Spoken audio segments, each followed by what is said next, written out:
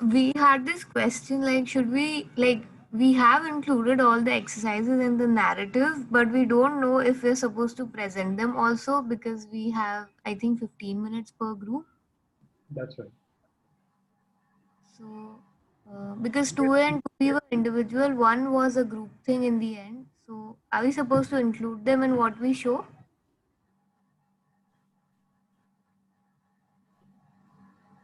You are supposed to tell us the story of your experience in the studio. And, what you need We've to, done. So, but no, you can show it in a manner that explains the, uh, explains your process. Okay. All right. Thank you. You don't necessarily have to show all of it, but yeah, sorry. So no, I was also saying that if you the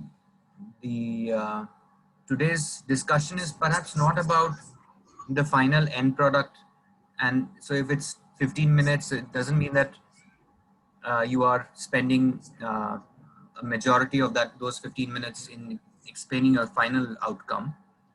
You could it depends on how much how attached you are to that particular thing, or in your own realizations of how the studio has affected you. uh, if a particular exercise is more relevant for you, then you show that more. I guess I would say that will be from group to group, it might change, right? Okay. All right. Thank you. Or would you think that's contestable? No, it makes sense, but only that we were a little confused because the second exercise, it was done individually, so we didn't know if we, like, how should we put all of us process together, because first exercise we like submitted a group thing in the end, so we could have everyone's, we already have a compilation where everyone's exercise is a part of, but for the second one, we were a little confused because they were individually done. So, how much to be included or something like that. So do you know what you are, how you're going to present? Do you know who is going to speak? How many of you are going to speak? Is there some kind of a preparation that you might have done? We're just curious. Yeah, we have a, um, a rough idea, but we'll be finalizing what to do. Like, who, at least who's going to speak will be finalized like after lunch. But we have, like, we had a discussion, created a narrative of everyone, well, who experienced what during which exercise and all those things, and we had a combined narrative written together. So yeah, that is done. Hi, Arun. Thanks for the sketches. Yeah, my pleasure. I'm not able to start the video. I'll figure that out. No, that's all right. At least we can see your face in its form maybe 1 year ago or something. Yes. Yeah. The mustache is gone. I need to update that. We have a chance to sketch that. Yes, somebody could. Yes, I guess. I'll see if something reasonable comes out. I'll send it to you. For what? I'm sorry. Your sketch when I sketch your face. Oh, okay. All right. Yes. Look forward to it. Absolutely.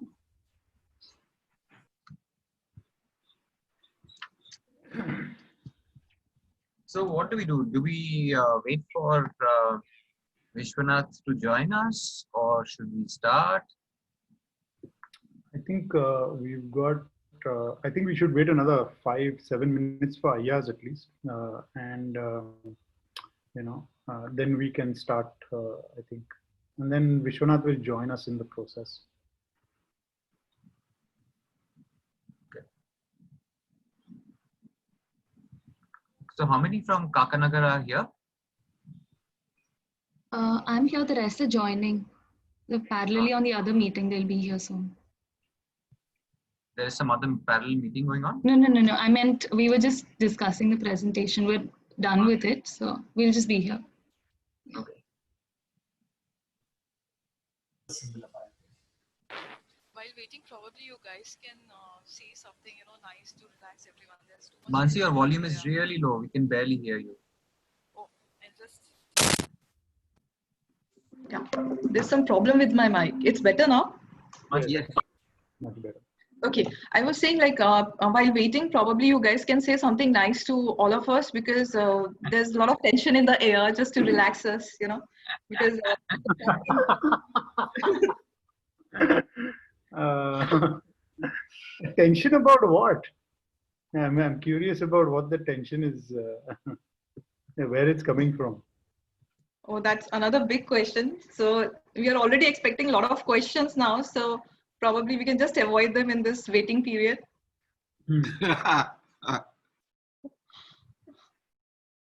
Yeah. Yes, please say something nice for a change. For a change. Oh. No, that's, So I will say, I'm here for the offerings. So, I think it's going to be, for me, something that I'm just looking forward to see what you guys have produced and what this really, I think, amazing process that you have gone through. And just looking forward to, and it's like something new. It's a creation, and anything that you put out there will be just amazing in itself. So I don't think you should think of it as a review or anything of the sort. I think it's just put it out there, and it will be received gladly by everybody.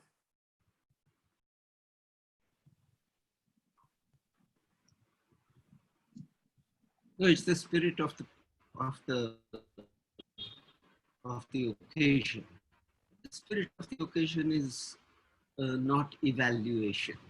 The spirit of the occasion is understanding and revealing, and maybe suddenly finding something which we didn't know, even you didn't know about your own project. And I think that will be the overall sense of it. So there's no, I mean, after all, nobody can fail you. Huh? This is not like School of Architecture, where they tell you, okay, nahi, you have not made it. There's no such thing. but it's interesting, sir. The sense of tension does mean that they are reasonably introspective and evaluating, Yeah. which means that really it frees us from that process. Yeah. But I was just with another group, just before this, 8 to 10, I was in another jury. Sanal Tatapura's class in Nirma. And they're designing a school of architecture. And the last student who presented had this thing about School of Architecture as a place of stress, great stress. And then she had therefore said, there should be physical activities, there should be cultural activities, there should be nature, there should be this, you should study psychology. And I said, the root cause is what? And she came up with a very interesting thing. She said there are two root causes for stress in a school of architecture. One is the notion of deadlines. It's a horrible word, first of all, but the notion of deadlines, that you are not working at your own pace, but that pace is being set by the system. That was one cause. The other root cause of stress was that architects are supposed to come up with new, innovative, revolutionary, path-breaking ideas. Those two are the killers of simple souls, which are, plodding along, trying to find things and sometimes discovering, and maybe not sometimes, but they try to do something which is helpful to everyone. And I think that notion should come back into this place of learning. That it's about in what way were we able to relate to the world as it is and do something about it. But this thing about of the student just before that had thing about competitions, inter-class competitions, within class competition with other schools, and that was like increasing the stress levels. And I think this is something which is an illness of the late 20th century continuing into the 21st century. And this illness is all the things that are being done by the consumer society are trying to address this illness, but they want the illness to continue. They'll never come out with a radical transformation which removes the illness completely. They will give palliatives. And the whole thing about architecture as a palliative device is something which is so entrenched that we need to really go into it. It's also the edification of the genius, which is a source for stress. Where you say that there is something like a genius, and there is something that everyone is then trying to pursue that that standard of the genius in whatever manner or form. But do you think excellence is different from that? Excellence is measured in terms of yourself. Yes. So up to now, I was able to do so and so. Now I'm able to do so and so. That is the measure. It's not related to an outside genius. Yes, but the excellence may not give you the kind of stress that the genius gives. Yeah.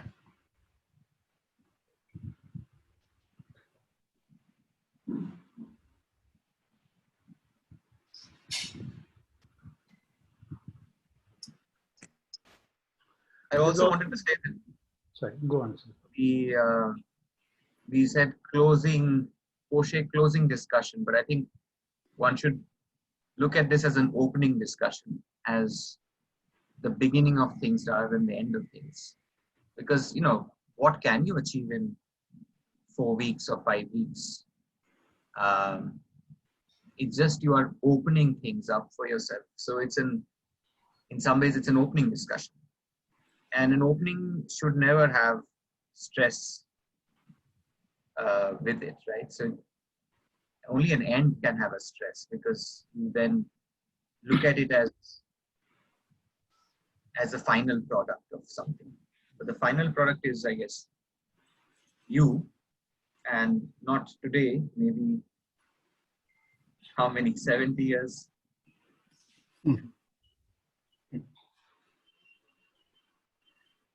No, but yeah, I mean, just to pick up on that point of genius, I think a lot of us don't necessarily think about that word in particular, but you do look at things like expertise, and you're expected to have a certain expertise. And I think there's this difference between expertise and rigor. And you can have a certain internal rigor with your work and not show expertise in the sense of I don't know, being able to solve a problem, because I think the expertise requires there to be a kind of disciplinary problem. I mean, for you to be an expert. If you look at the architect as an expert, rather than, let's say, I don't know, a fumbling person who is trying to find out, let's say an artist of some sort, And these are all unfortunate words at the moment. But I'm trying to make a point that that the rigor part of it requires an internal process, whereas expertise requires all kinds of certification and living up to certain disciplinary expectations, etc. So I mean, it occurred to me when we were talking about genius versus somebody who is trying to find out. It's the internal processes that are important.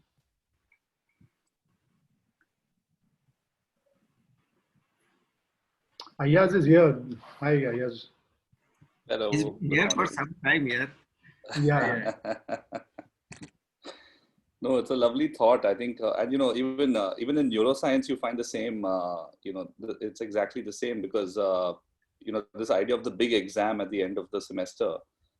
Essentially, what happens is it's not just the day of the exam; it's also the build up to the exam for the whole semester, right? So, essentially, what we're doing is we're actually shutting down our prefrontal cortex, gradually, but building up the fear. So what you're doing is putting the entire class into a reptilian brain response, where just their amygdala is working. Put them into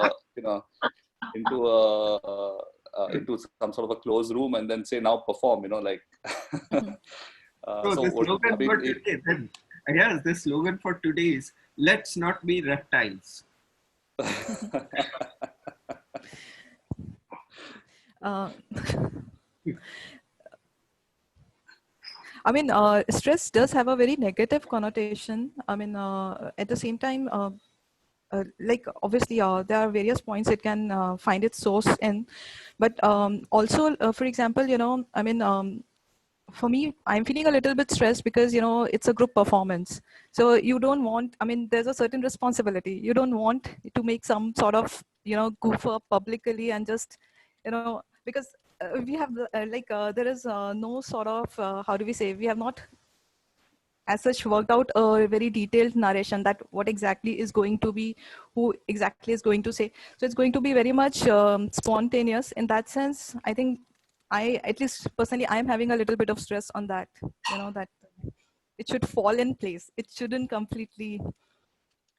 So, because I think we all made some effort, in fact, also to create a basic harmony while doing this exercise between ourselves. And as it's the last day, I mean, personally, I would want the things to be wrapped up beautifully with nice memories. So I want to just share something here. So this has been the transforming phase of my life, I would say. The last few weeks were really wonderful.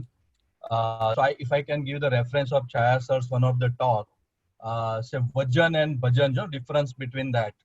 So being an engineer, whenever something comes up, I just take up the calculation, put a fact and figures put together, and just try to analyze and then take a decision. But after this session and I think post studio, I think my senses have awakened. And while doing this all exercise, I was enjoying more because I was transforming within. And I just started thinking with emotion, with many different things which directly touches the human life. And I think that's a wonderful and beautiful. And I was trying to, if I miss any of the studio, I go into the YouTube and then again retrieve and just watch even at the night. And my family keep on saying what you are watching in night even. And that wonderful transformation I have been going through, and I can't even express in a words. I think I will do something, and I will share that how much I have transformed. So I can say that I had transformed from industrial engineer to sensible engineer. So now क्या with my so my क्या बात है साहब. so my decision will have now senses while I take a decision in design, cooking, anything what I will doing. So, I thank you very much. I think the whole studio, the participants, and I second that. The vitality in the studio was highly addictive. So, we kept returning back to the talks which we had missed, or some of the talks which we really liked, which we found inspiring. So it's not something like, just doing it just for the sake of doing it. It was not like this regular academic course, Correct. which we do in the school or colleges, you have to just sit through some classes. So here it was like if something was getting missed, we were trying to find it back and, getting ourselves acquainted with whatever was already discussed. And I'll assure that whatever I learned, I'll pass on to others who really need it. And I think Absolutely. that's the what I'm just trying to think in my mind. And I even talked to Vignesh that how to make something in website so I can make other engineers who are just literally working in a one direction. They don't know where they are going. They take a drawing and whatever is written in the drawing, they just kill on the ground and just do it and come out. They don't know what they are doing. So I think people's sense has to be awakened now, and it's the time, real time. So I think again, so thank you very much for all, for everything, and I'm privileged. I think I would say thank you again. Where are you? Where are you stationed? Ahmedabad. I'm in Ahmedabad only. Ahmedabad. Oh, I see. Yes, Okay. We must meet sometime. sure, sir. Also, Even with masks on. It doesn't yeah, matter. yeah. Riyaz, I know. I know Riaz, I know Zamir very well in the group, and we met and we worked many times. So that's the reference. So Riaz, how much did you pay him?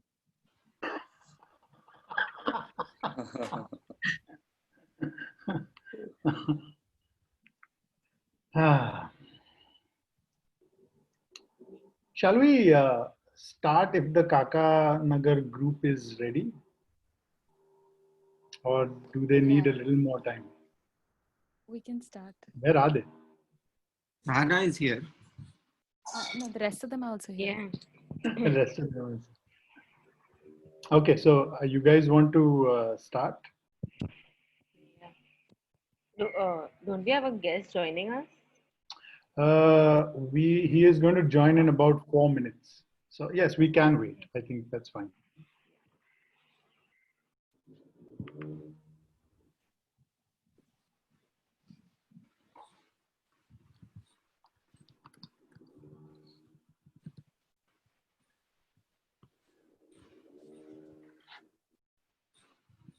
So in terms of people who are auditing, there's Arun, Sukhmani, and Mapi is there.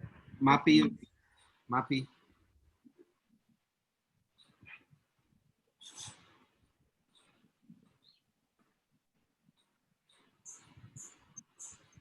So I didn't realize Prem and Kashi were going around in the studios looking at stuff because they had access. I didn't realize.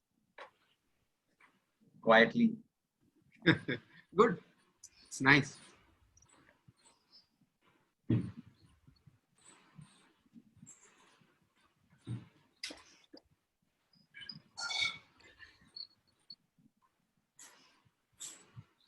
So Kakanagar had some inputs from which other group? Dholakwa or Daryaganj? Yeah, Dholakwa. Daryaganj. Dholakwa.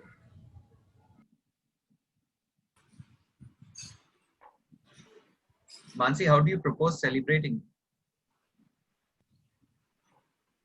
I think just like, I think in any case, it's going to be a celebration, everyone putting up their work, talking about that. So I'm pretty excited about that, to see what everyone has created, because we have known these exercises pretty intimately, exchanging them over 2-3 different groups. So a sort of connection has already been formed with the thinking process of the other group. So no, there's a lot of excitement and celebration, in the happy spirit. I think like, yeah, I just hope everything goes very well for everyone. So.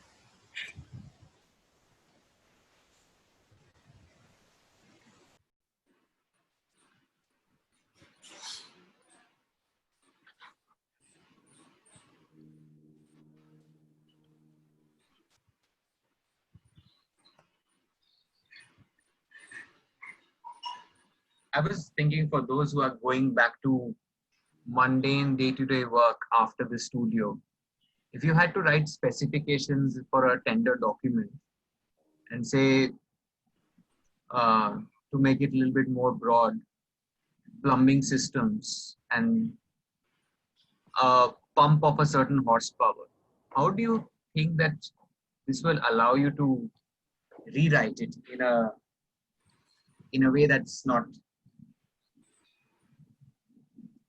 in a new world way? Let's put it that. Some things are simple in that.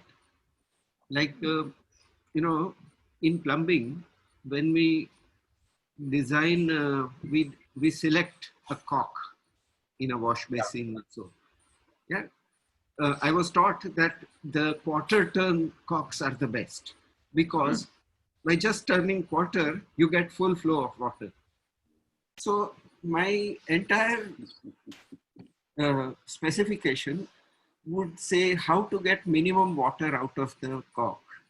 So probably 20 turn cock or something like that would be the specification. And like that, I think I would reverse many of the things which we take for granted. One thing which we take for granted is efficiency. By that we mean operation fractionally of any one thing at maximum. Whereas there is an optimization that occurs across which requires you not to have maximum happen and which requires you to distribute the benefits across the system. And I think in any great design procedure, it is the distribution of benefit which is as important as the clarity of resolving one problem. And I think that is where the specifications would change. Certainly they would change. I'm having a lot of problems with our sink. People who come to work here at our places, they start the tap and then they sit doing whatever they're doing while the tap is going all the time. And I'm trying to find a tap which gives out less water. They have to wait and come. I don't mind paying them little more if the water wastage is less. So then we told this lady who works at our place, and she was very skeptical. She said, "Pani to aave chhe." Why are you worried? Water is coming. So it became so diffuse that the whole system changes now. So specs for plumbing is very interesting subject here. Sir, I found a little small device, not device, what do you call it? Hardware that you can put into all taps, which reduces the flow from 8 liters a minute to 4 liters a minute. Wow. And it's a jali. It's basically a small jali. The new taps, you can remove that jali for cleaning and all that. You just put this jali and the rate reduces to half. And what it does is it still gives you enough pressure to do all your normal washing. So it's also interesting as to where you concentrate on the specification in terms of both the actual operation of it versus the performance of it. Both are. So there is a contracting, specification. This is called performance specifications. So one way of actually writing requirements is to write what you are expecting out of the system. And so when you do not know what it is that when you don't want to be too prescriptive, you set down a what is it that we are expecting out, how this system should perform and how it should provide a benefit. So there is a whole approach to doing projects. Another one is doing alliance contracting. So one is that you get all the parties involved earlier on in the process, including the contractor, even labor contractors, all designers, and then you start with the notion that we are all together, and that we will define the relationship and the benefits saying that whatever is for the benefit of the project benefits all of us. And then we make a commitment to provide our services, and then a minimum amount of returns that each party is expecting is agreed upon. And then, then everybody is in it together. Yeah. So these are actually forms of contractual relationships which have been, developed to sort of not create this into a competitive environment. Yeah. Also, one really interesting form of specification is if you look at these big bands, right? When they travel around the world, they have something called a tech rider, right? So this tech rider sent out to the management like a couple of days before the concert, and this tech rider is one of the most imaginative documents. Like it says more about the band than anything that they do on stage, because like for example, Metallica has to have fresh bacon on the pan backstage at any point in the concert, because it seems James Hetfield wants to go backstage and have fresh bacon in breaks between two songs. So I mean, I think it's just amazing that how much a specification document can extract from reality. In terms of you expand your notion to become fully qualitative. There's no, it's not quantitative as much as it is, just a really high quality experience for them. So I mean, they've got specifications of the kind of mineral water. Like I mean, it's obviously extremely excessive. These are multi-million-dollar bands, but I think if we could also write these really empowered specification manuals, which demand someone to actually commission something to make for this project, which would then in many ways that document is also as creative as the design drawing maybe. Even for RO reject, I think there should be a dedicated wastewater for RO reject, and that every from home, and that should get collected somewhere, and the landscaping has to be done compatible to that water. If this comes, then I think a more balancing would happen in available water and the anticipated landscaping. And yeah, Sudipto, so I can help it out in working on a specifications of water plumbing. So please let me know wherever I can contribute. I would be happy to.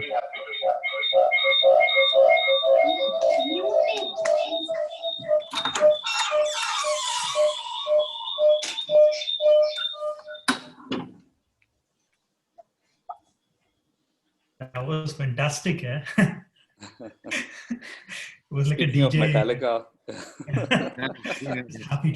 happy to.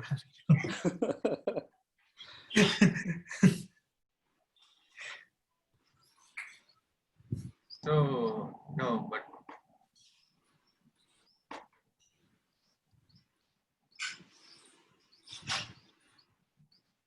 so should specifications be called specifications or generalization?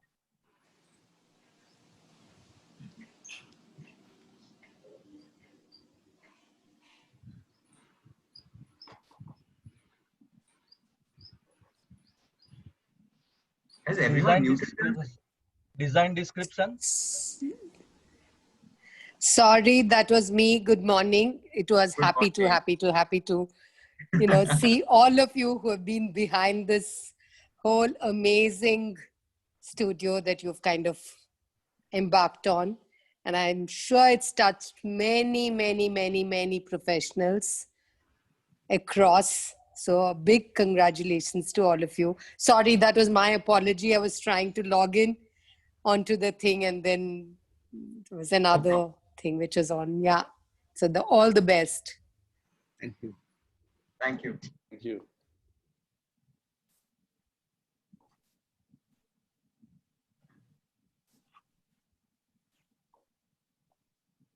Just check that Vishwanath has not yet accessed the Zoom link. So I think he's still caught up a bit. So.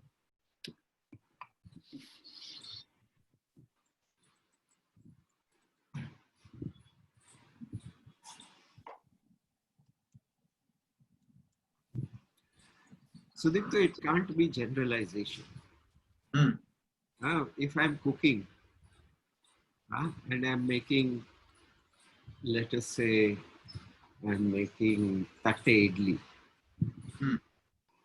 then there is a specificity to that, which Yes, but requires. There's also a generality to it because everyone should like it, and I think that's the No, but broader. everyone will not like it. Everyone will not like it. I know that. Many will, but some may not. It doesn't have to be universally acceptable. Sure. Yeah. And I understand that my cooking abilities may not be up to the highest level. Therefore, there will be some degree of, adjustment. Chalo, Chaya has made it. Let us at least say, it is good. And all that will happen. Yeah? But it will not be a generalization. What Riaz talked about as rigor, inside I will know that there is some problem here. And I think that is, for my own learning process of making that particular thing, I have to keep that alive. I have to be on my toes for that.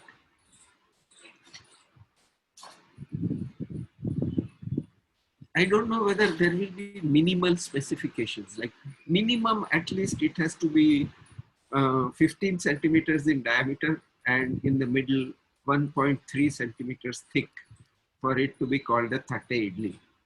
Then therefore it will have the porosity of 63%. I don't know whether one will be able to put down everything. The best part is that the things which really matter, you will never be able to specify. Never. I think that's the interesting part is that in its specificity or getting into the milligrams of salt that must go into a dish, what are we missing out? Or what are the broader ideas that we are not looking at?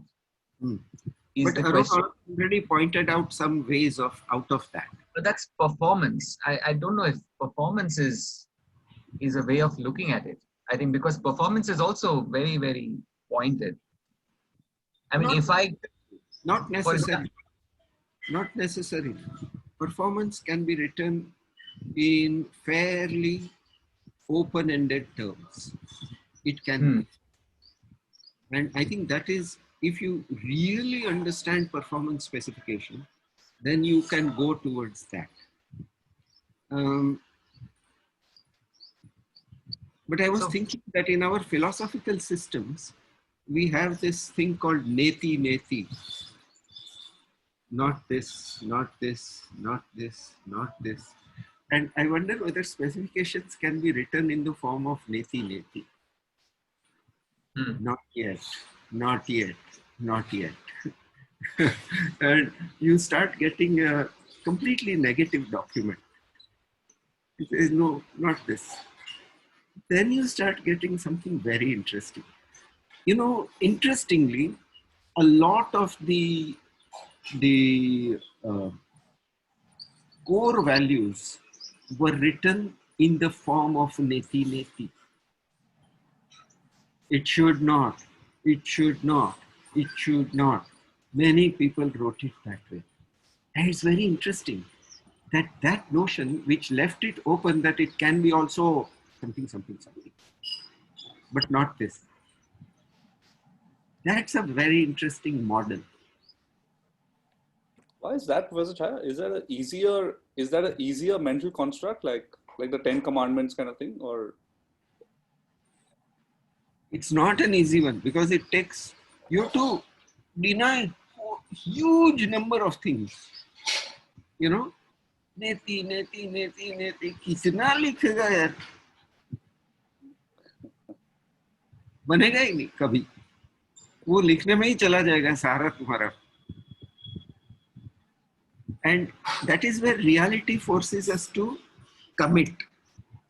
And every commitment is, I think, a hesitant proposition put into the world for the world to reject if it wants. If we think about our buildings as propositions, as what we call them offerings. Correct, yeah. Yeah. If we do it that way, then we are not expecting that they are already performing.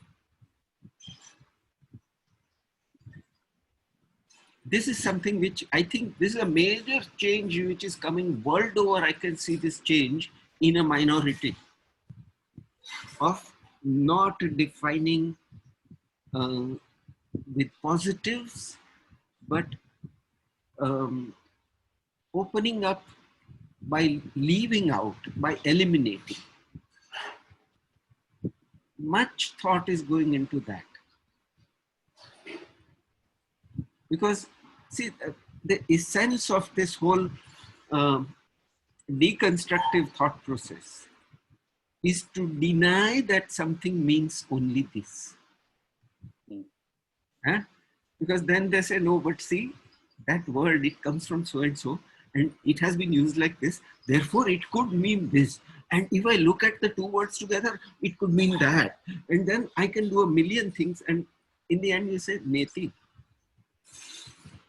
not this. There is also one difference between the two approaches. One talks of completion, because when we are defining something, we are completing the thing. And the second is like the process of incompletion. I mean, it will always be incomplete, because when we specify not this, I mean, because there are so many like possibilities. Yeah. Is this also how craft commissions used to happen? I mean, I was just reading about like a few crafts which have just been seeded in India. You know, like I forget, there was one of the wives of one of the Mughal emperors who commissioned an embroidery craft which was supposed to replicate her visions of paradise. But the craft it achieved its final form just because of this process of constant rejection. That, okay, it's not this yet, it's not that yet, it's not this yet. And then it sort of, you know, every iteration made it closer and closer to, you know, some sort of human excellence. You know, in our musicians, this is a like a big thing. Like Kumar, almost at the end of his life, saying, भैया गांधार एक ही बार मिला है. The true Gandhar I found only once. बाकी कोशिश करता रहूं, लेकिन एक बार मिल गया. And then still he's open to it and sings for years and years. And he's not worried about anything else except that did I get it? Did I come close to the note? And that, I think that is something which is they have a very interesting thing. They have a precision which can be, in physics, it can be defined in terms of so many cycles per second. But they refuse that. They say, nahi, wo sunne mein lagna chahiye. And then they are not, they are sort of struggling. And then some of them go to the extent of saying that it will depend upon the day of the year or the food that you ate this morning or whatever, that on that day that Gandhar will ask to be something different. Ho nahi sakta. It's that if you listen to T.M. Krishna's Manodharma lectures, they are on YouTube. Wonderful lectures in which he explains that there is no such thing as a pure note, and yet you have to strive for it. It's a fantastic thing. I'll just type in that, the Manodharma lectures.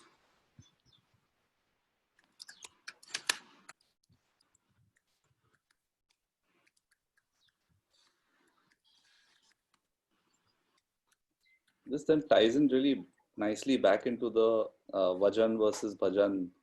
Yes.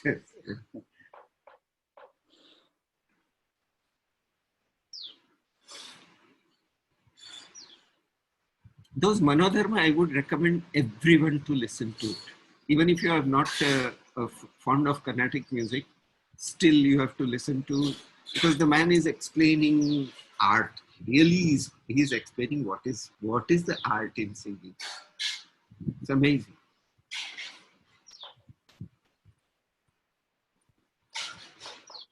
What's been the most transformative read for you, Professor Chaya?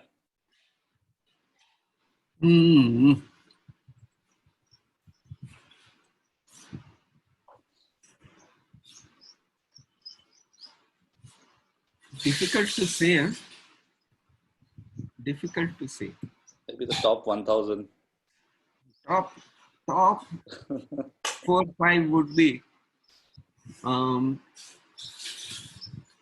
something from Krishnamurti, David Bohm.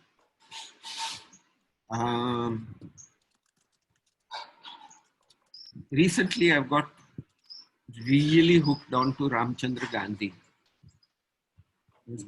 Gandhi's grandson. Wonderful writing, wonderful. And then there's a guy I came across recently who's really done wonders. He's a man called Arindam Chakraborty, and he's a literature person, but amazing fellow. And he gave one lecture at Bengal Institute called "What is a House?" But it was in Bengali, so I have to carefully listen to it 20 times before I got. But it's superb. Some of these guys nowadays, they're really thinking outside the box. This man, you know what he did? He's a Sanskrit scholar. So he said that European philosophy has not been written for our Pandits. So he wrote a history of European philosophy from the Greeks up to today in Sanskrit. And some Pandits are actually studying it. Wow. Amazing fellow.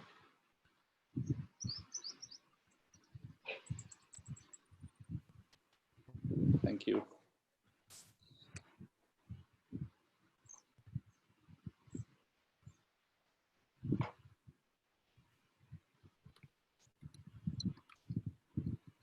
Also, I think I have a question regarding what we were discussing, and with the way we specify is comes about a sense of duality, and in the sense that this is to be done or this is not to be done.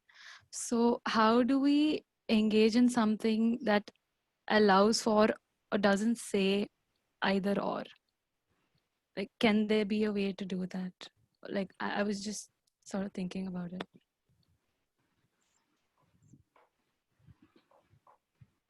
According to Venturi, art is the only thing that can transcend that, because it is in the nature of logical thought that it will divide. It is inherent to that, and art somehow leaps across, and it is able to do both and not either or. Now there's a whole lot of literature on that. I'll give you the story of while we are waiting. I think I can tell a story, no? Yes. Of course. So Johanni Palasma, there was as a young man, he was a pakka modernist and Miesian, because Alvar Aalto was the big daddy. So how do you object to the big daddy? So you do the opposite of what Aalto is doing. And he became famous for one building that he designed, which was crisply Miesian but in wood. Finland. Huh? So then after that, he applied for and was appointed a professor in Ethiopia. Finland has this aid program in which they second professors there. In Ethiopia, he said, and this is something that he told to us when he came to Nairobi. He said that the students could not draw parallel to the sides of the paper. Always it would be something teda. They could not get every geometry right. And he said, I got more and more disturbed, more angry, more, and I almost became racial in saying that these guys cannot do this thing and so on. And then he thought, no, no, no, there is something wrong with me. And he took a holiday. He resigned from that job. He went to the Dogons and he saw that all the buildings, beautiful as they were, there was not a single straight line there. Nothing against straight lines, but he thought that. So he studied psychology, and he studied the psychology of perception. And he found that different cultures have different ways of perceiving the world because of the way they have grown up and the language in which they think. And there is something called form constancy in perception psychology, which he said that the Africans, many tribes in Africa, and the Indians have the highest sense of form constancy. He said, you distort a cube, and in another culture, they will say, this is not a cube. But in India, they will say, no, no, it is a cube. Thoda wo teda ho gaya hai. Baki cube here. Huh? So he got really fascinated with that. And that started his study of this whole thing. And he then went to another two psychologists. One was a man called Sullivan.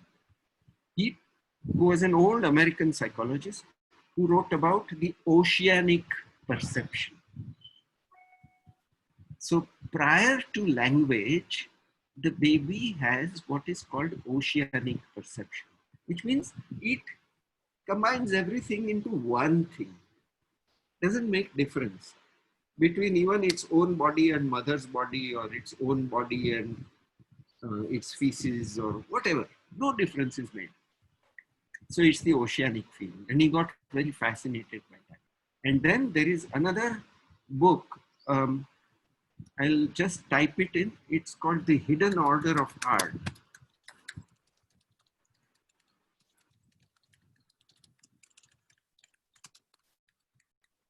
By Anton Ehrenzweig.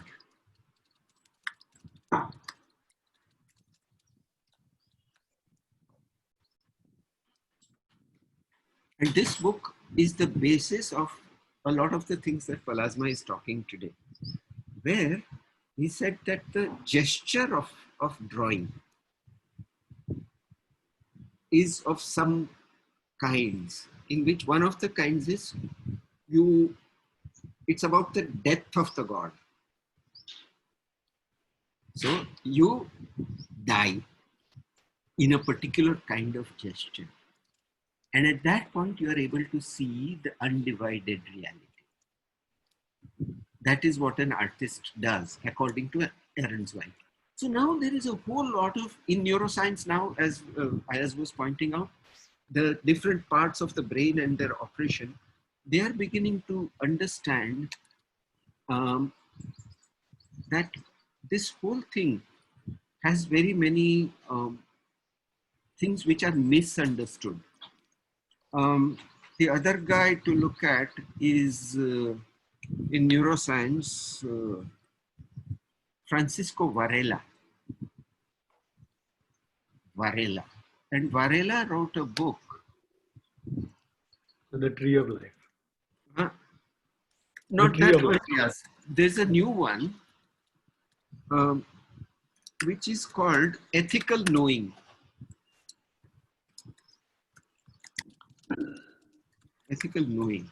And it's a wonderful book, which is something which all of us must read. Where he talks about how the brain works and how it can either go towards dividing reality or seeing the interconnectedness and flow. And it's a very wonderful book. I would very strongly recommend it.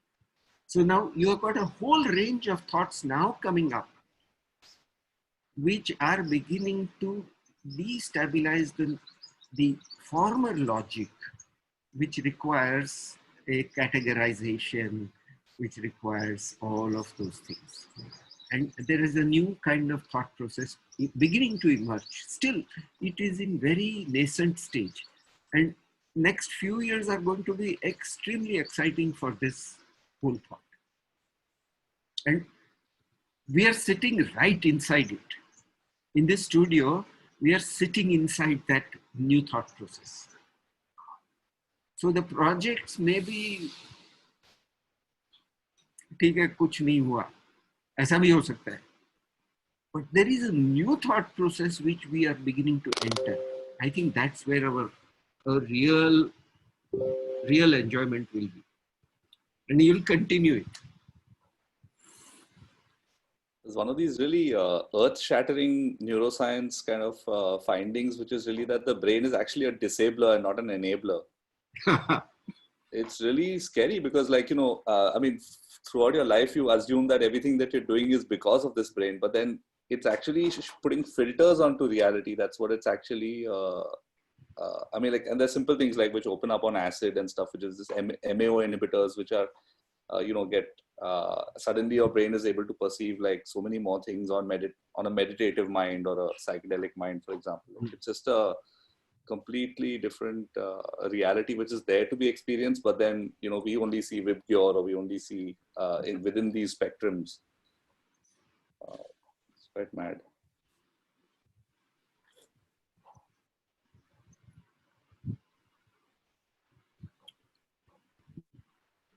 So is Vishwanath on the horizon?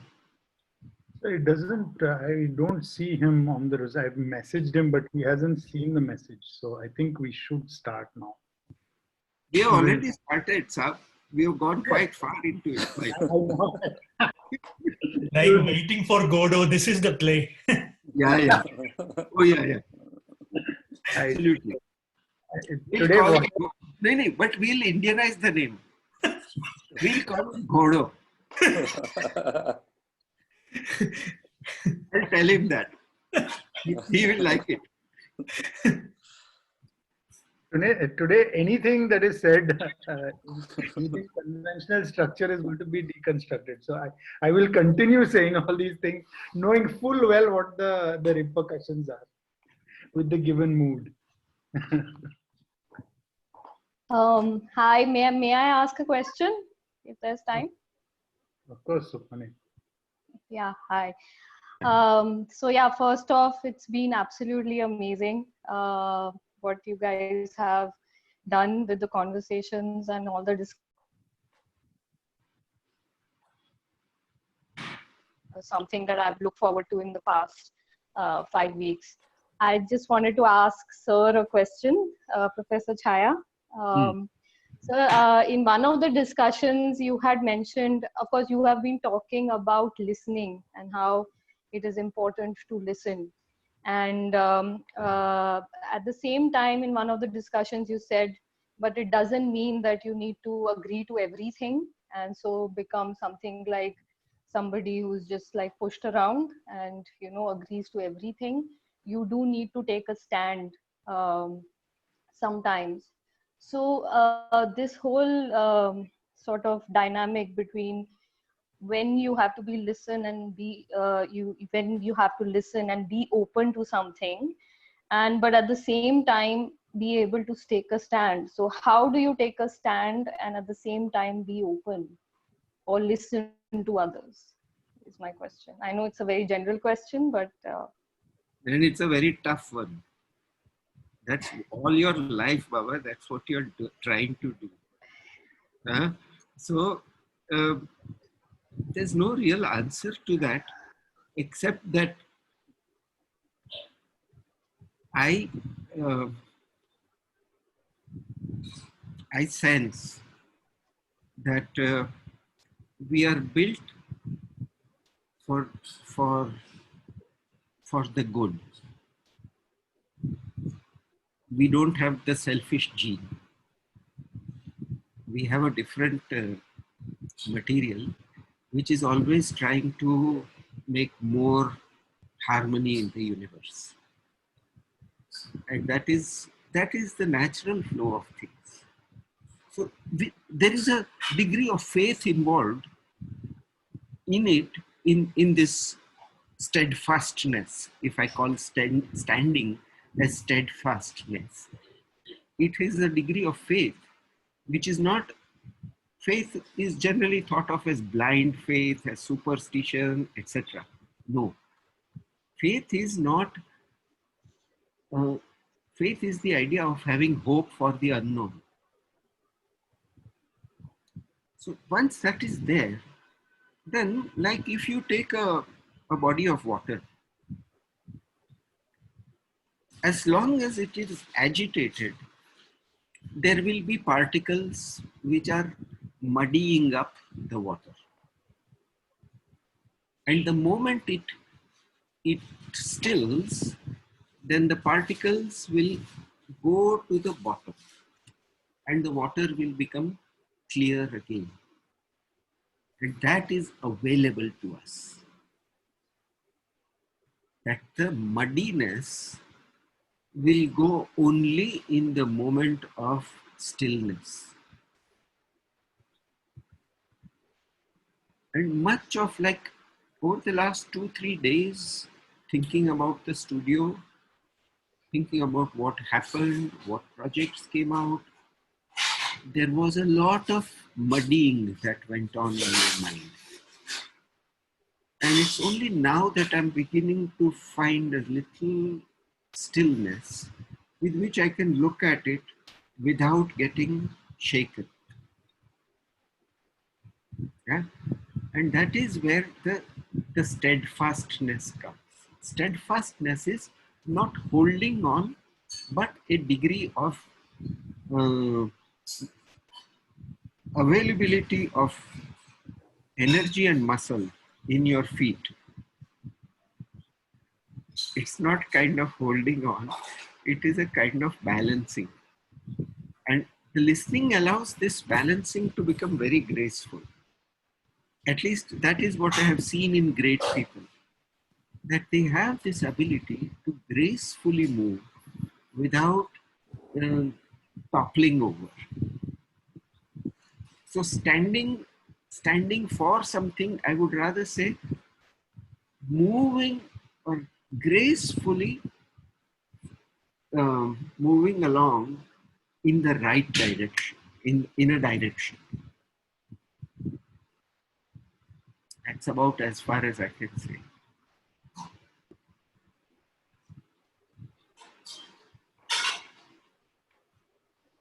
So Vishwanath is here.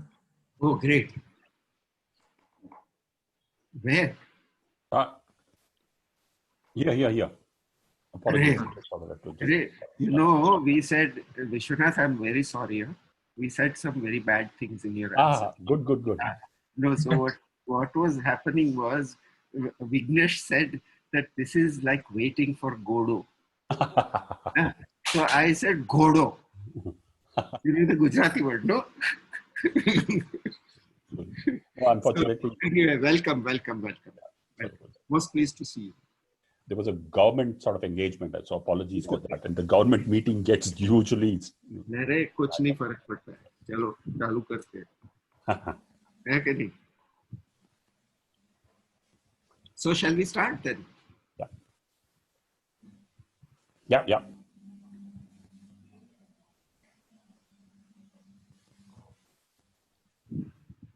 Hi Vishwanath. The first group is called Kakanagar, and I invite them to share their screen and make their presentation, and then we can all join. Yeah. So I'll just share my screen.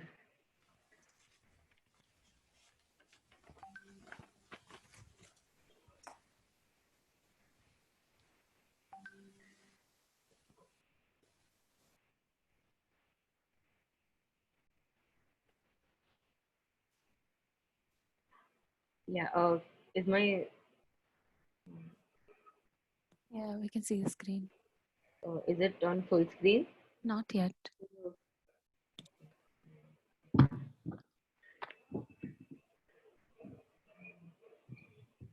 Is this Have you projected a screen or you've shared the whole screen on Zoom?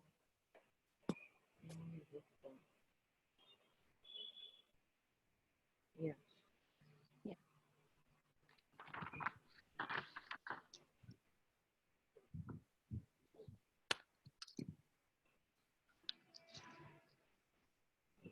Indu, do you want to begin? Am I audible? Yes. Yes. I was live. I gave. I took. I helped you sustain. Because of me, you are. As I gushed into the subcontinent after a long voyage, I can barely pick myself at the influx of the smoke and foulness from all around. I feel heavy as I sink under my own weight, unable to recall when I last swirled around to the songs of Yamuna. I lay stagnant as if half dead. I watched people fight for justice around me. Voices of the public seeping through the walls comforted me throughout the years, and always reminding me that justice will be fought and provided. But why is it that I don't get justice now? Why am I towered over and made feel less significant? Am I not an important part of history? Why am I not being protected? The swaying trees, the stationary blocks, they seem to accommodate us. But why don't these creatures understand? The zoo out there has caged everybody. They are just other creatures, fewer than these ones who think they're dominant. We have been playing around everywhere and it just feels so open. I pity the closed ones. The wallet you just lost is safe here with me, and the eyes of the street. I'm the one that is used as a landmark to a bigger whole. I am the spectator of families munching on the food. I'm the one who cools all your senses. Here comes the ultrasonic wave striking my fruits. My pollinator is here. My black-winged friend who visits me when the city sleeps, while I lament over my root-held friends being cut off at night, making way for roads and buildings that make it arduous for my roots to spread and communicate with my allies. Will anyone ever know the myriads of processes that I embody? So, what? So this is how we started with our core values of beginning with the exercise, where we were where there were six groups. The entire studio was divided into six groups, and we had to write down a list of core values to pass it on to the next group. So this was our this is a brief of our core values, where we took six states as the six users from the space around Central Vista. So the first one is Yamuna, the river Yamuna. The second one is the air. The third one is a monument. The fourth one is a monkey in Delhi. The fifth one is an ice cream wala. And the sixth one is a mahua tree. So what we tried to the stakes are we didn't choose humans as the as a stake, because usually when we go about design, humans are the ones that are considered always and the others are sidelined. So we did the reverse, and we try to show how the others bring how these other users perceive the space, bringing out the empathy of the space by the life forms it embodies. And these are the unheard voices around Central Vista.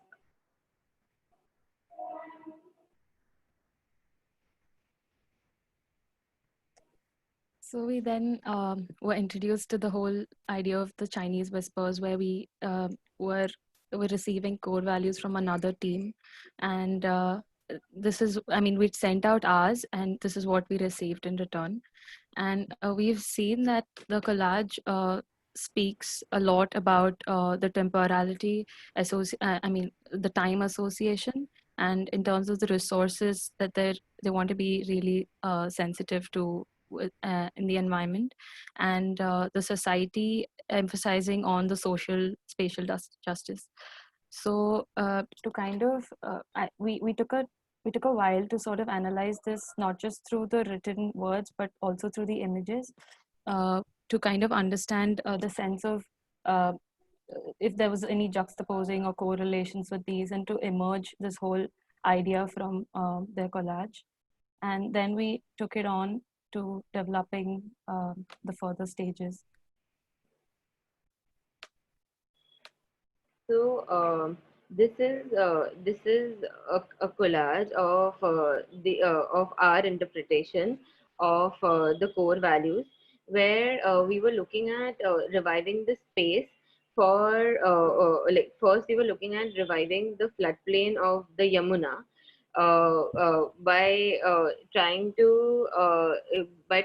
to relocate the youth bus depot which has been built which is built out there currently and is quite abandoned, and by agricultural farming and using these these uh, so the main festival that is conducted on the banks of the Yamuna is the Chhat Puja.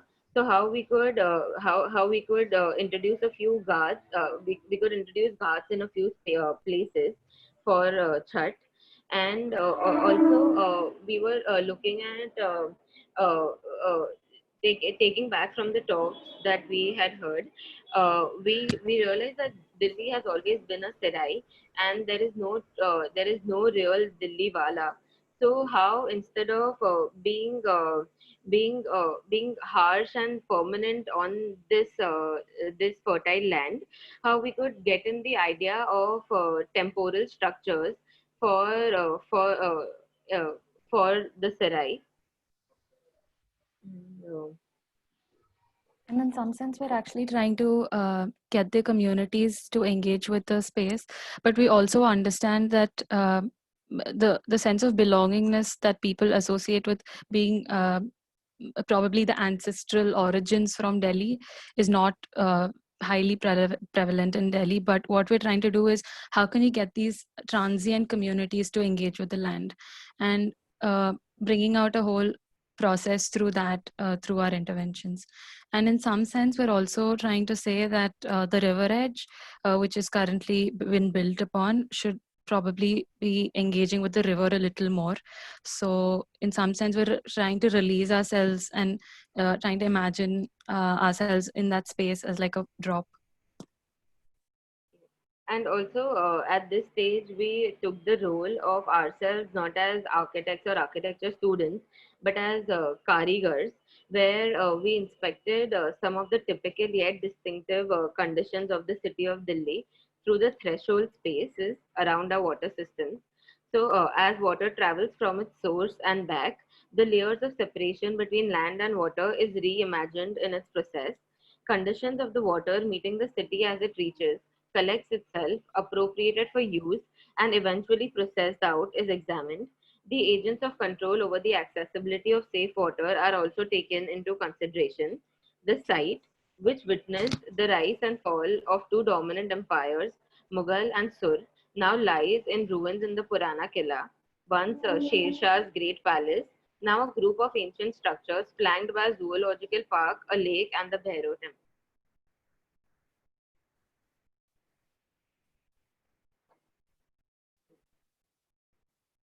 In the next stage, we sort of put this out as karigars, and from karigars we became users of the space, where we're saying that I, as users we usually we only imagine humans, and we start segmenting different fragments of human race by saying, like probably economical, on an economical basis, or by age and stuff like that.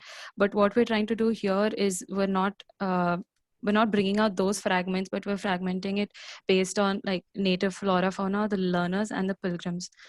So here, when we mention pilgrims, we're trying to refer to the wanderers, who are actually devotees of the process associated with the space that we're creating, which would involve working with the Yamuna, or engaging with the process of releasing wild animals from the zoo, and sort of send them to their native habitat and have people interact with the animals that actually inhabit the city naturally and are not brought into the city in some sense. So we're looking at how this model can be empathetic and create a sense of belonging and have hands-on experience where we have the communities engage with the site.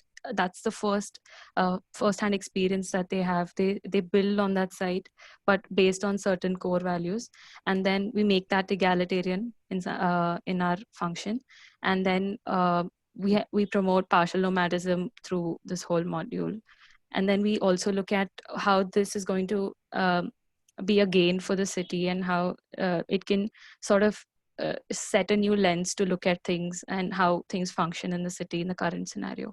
And this is also open to collaboration. So we look at NGOs and other existing organizations participating, and not just have this new thing functioning as an isolated new entity trying to like radiate its sort of thought process. So we're also kind of bringing in the existing and trying to work with that.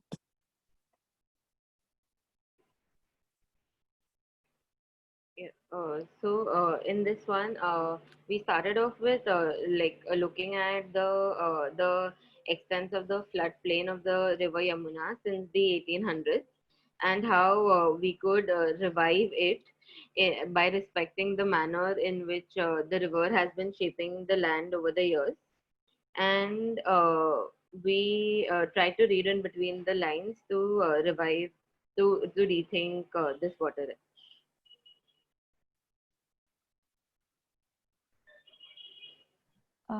So with that, our intent was to propose a trail that we call a Jalpath, I'm sorry. So the underlying agenda of this was to sort of bring out a playful experience through these different spaces right from India Gate. So we try to look at India Gate not as the destination point for a lot of people who visit the most significant places in Delhi, but look beyond it, like where we say India Gate is actually an extension of it, like where you go through it and you like visit Yamuna as well. So we're trying to establish that connect, and we're using the existing paths where we're linking that to the NGMA, and then further taking down the trail to Purana Killa, from where we are actually sort of bringing a structure. We're trying to be really sensitive to whatever is on site. So we don't want to impose a whole new like structure or something. We want to keep it really simple, but yet convey the essence of what the space is going to bring about. And so from Purana Killa on, the trail moves through the space in a sort of fluid manner, and then rises in height and safely lands over the banks of Yamuna. And the experience of the trail is more of a sensory thing, and it's like this intense interaction in just that moment, in the moment that you're traveling through it.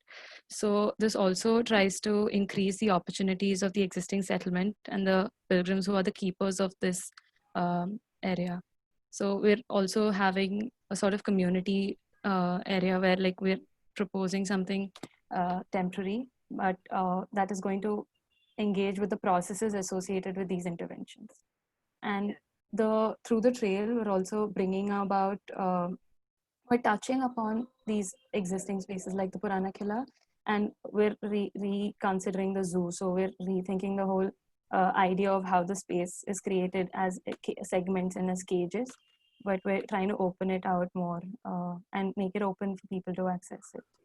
I mean, they are accessible, but what I'm trying to say is we need to take the cages off, and like where the direction with the interaction with the animals is more direct and not through barriers. So these are our first stage sketches of our intervention of the trail in different natures. So here, like the first one to the left is how we can introduce the idea of a porous ground for the trail, in which the species on top would be connected to the species at the bottom, and we're not saying that in any way that like one species would be associated with only one landscape, but For example, this entire site experiences a lot of which can jump onto the trail and become as much as part of the trail as the humans. Then we're looking at activating the top of the top of the wall of the fortified wall of the Purana Killa for as a cultural and a spiritual space for performers to gather, which we will show in the next slide. Then we're here we're looking at how the trail can be more inclusive of its existing surroundings and not imposing. And it is a collective for everybody and not a term of you, I, or me. And like here we're looking at spaces that that we can create with the existing contours, so which would just require some shaping of the land. And the on the bottom is the river edge of the Yamuna, where we would be using one third of the land in section one third of the land for farming, and the other one as a market as a temporal market space, like a Sunday market space or a farmers market with extremely temporal structures, so that we can invite more people from the Grand Trunk Road and passers-by to the river edge, which is quite isolated and sidelined currently, and educate them about the uh,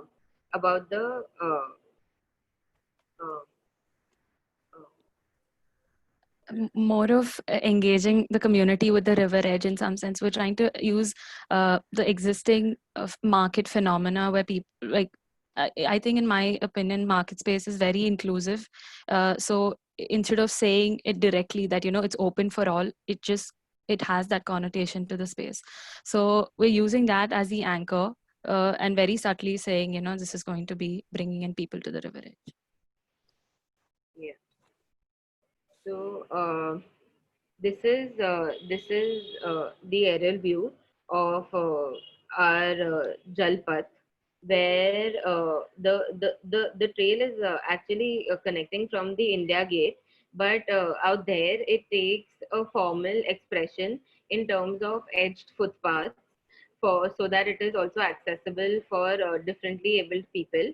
And there would be a like it would be a demarcated space, and it would start taking this formal shape of the pink trail, as you all can see from the entrance of the Purana Killa, where where it would go onto the fortified wall into a part of the now called sanctuary, where it would introduce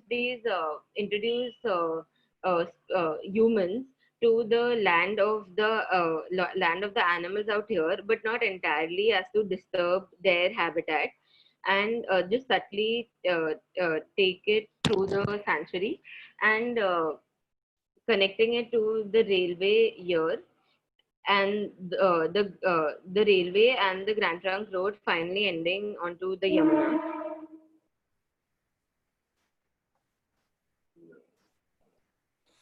So here we're actually looking at architecture as a catalyst of time that's open to appropriation. So the trail is only like a navigating entity, but what it can do, the associations that it will create with the existing land will be slightly more different and will be like more empathetic to some of these processes that we're trying to focus upon.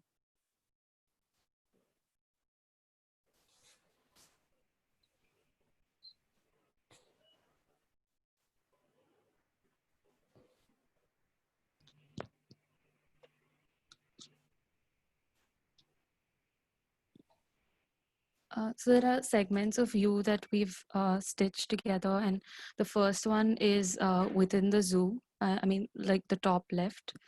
So we're using this trail to sort of get off at some point and like connected to the land below. And what we're trying to do with that is also create, not just look at the surface on top which is being tread upon, but also the areas and spaces that the trail itself will create beneath it, and how we're trying to use that as spaces for like swings or something more playful, but also not just leaving it as this redundant piece of space just occupying it within the zoo. And some of these also get down in a more playful manner. We have a net where people can just like rope climb below it, and uh, the whole essence of accessibility where every area is accessed by foot, by road, can be relooked at. Like partially we can sort of make that transition a little more playful than just it the way leading you to the space directly. And some of the other stitches on maybe towards the right top are the ghats that we're like looking at, and we're trying to say that, you know, we have farming going on at the edge, and then we have the market space, and where these edges can be a little more porous, where you can see further to the corner of right, the top right, we see a bunch of people collecting there. So we're going to make these pockets which are accessible to water. And below that, bottom right, we're looking at the performance space over the fortified wall. We're using the advantage of that area where we're saying that this could be a place to for artisans and for creators to gather and sort of come up with something together. And in that sense, the community that we're trying to create, the community center, or like this the temporal settlements, yeah. So people from there will also engage with the commons here. And in some sense, we've also tried to integrate like a lounging area like through net, and it's going to enhance the whole experience like of lingering around the space, and not just like visit Purana Killa and you just walk through it, but you actually experience the space. You stay in there for a little longer. And towards the left, the middle of the left, we see a bunch of structures that are going to be like as planned, built from land itself. Like we're planning to use natural materials and construct with rammed earth or locally available materials, where there's very little intervention required, but just sort of blends in with the existing ecosystem. And we've also observed that the area around Purana Killa has a huge, I mean, it's densely vegetated, so it doesn't make sense to clear land to do this, but we're trying to just insert a few structures into it just for it to function. And the other idea that we've come up with is to sort of bring back the moat. Uh, so when we are looking at the moat, we're actually looking at the existing topography. So we've seen how the depression is quite visible in Google Earth, and we've seen that this is something that has not been activated for a long time, and we're trying to extend the water edges by releasing the valley. I mean, like sort of connecting the valley um, to the river. So we're using a drain that's already existing and we're linking it to that. So what we also do is we're getting this very interactive waterscape over the landscape, and we're not doing anything different from what is existing. We're just activating the whole space again. And below that, on the bottom left, we see the Purana Killa and the entrance, how there can be two ways to entering Purana Killa. One, you have this experiential trail, and the other one is like we retain the formal interaction with the fort. With the communities above the Purana Killa. So we're looking at reviving, like introducing the concept of terrace gardens for on the roofs of on the roofs of the existing communities, and using that open land as a catalyst of time, where when the pilgrims, learners, or other professionals would want to come and learn about how to rejuvenate the river, and also help, just like the Foshe studio, where we invited a lot of people to come and speak about how this could be done. These structures could act as the stay, like a home stay for all of them, for different periods of time, ranging from 5 days to maybe a year, where they could help the existing participants in testing the water and trying local traditional methods of filtration to help revive the river. So it basically acts like a bridge from the keepers, that is the existing community, the keepers of the sanctuary, and the visitors, the temporal visitors of the to the sanctuary to build awareness or learn more, and that is what it was intended to, the community center as we sort of call it. So that is what it is intended to. And we can next. Next. Yeah. Yeah, so this is how we are imagining the connect to River Yamuna for which is lost right now, and with after Central Vista and the India Gate. So beyond India Gate, this is where the trail begins, and this is how it ends in the market near the edge of Yamuna. And after it passes through the Killa and the sanctuary, and so this is a section which goes across from the sanctuary to the edge of the river, where you see that the edge beside the railways, which is here, is where we want a very subtle intervention so that the animals do not cross the railways, and that is why we have things like species which can prevent them from walking across. And then there's a green cover which also prevents the noise and sound of the train, and it acts as a buffer to the inside sanctuary. And in the middle, we have this existing area, which is already a green patch and has a stupa within. Then we have roads where we are the Grand Trunk Road, which is again recreated into experiential space along with the trail in the background. And then this which reaches the trail, which is again in the background, and a subtle intervention which comes in the end to the market space and along the edge of the river, where the users are introduced to what the river is today. And this is how we are proposing the trail would go and how the ground would modulate throughout the site. And the other essence of the design is that we want to not sort of manicure the landscape or like completely alter the whole area, but just have a very small thing such as this buffer that she spoke about, and that's how much it requires for us to keep the animals away. We don't need a fortified wall, we don't need fences in that some sense. So something like these are, I think this is what emerged out of the whole process, and they were very small things, but we realized that those are the things that matter in the end. And in some sense, we're also just trying to emphasize on the point that this intervention in the larger picture is just a line, and we don't have to feel so great about this, but what potential that it holds and the things that it can create beyond that, like the whole experience and the processes that it can enable, is what we're looking at.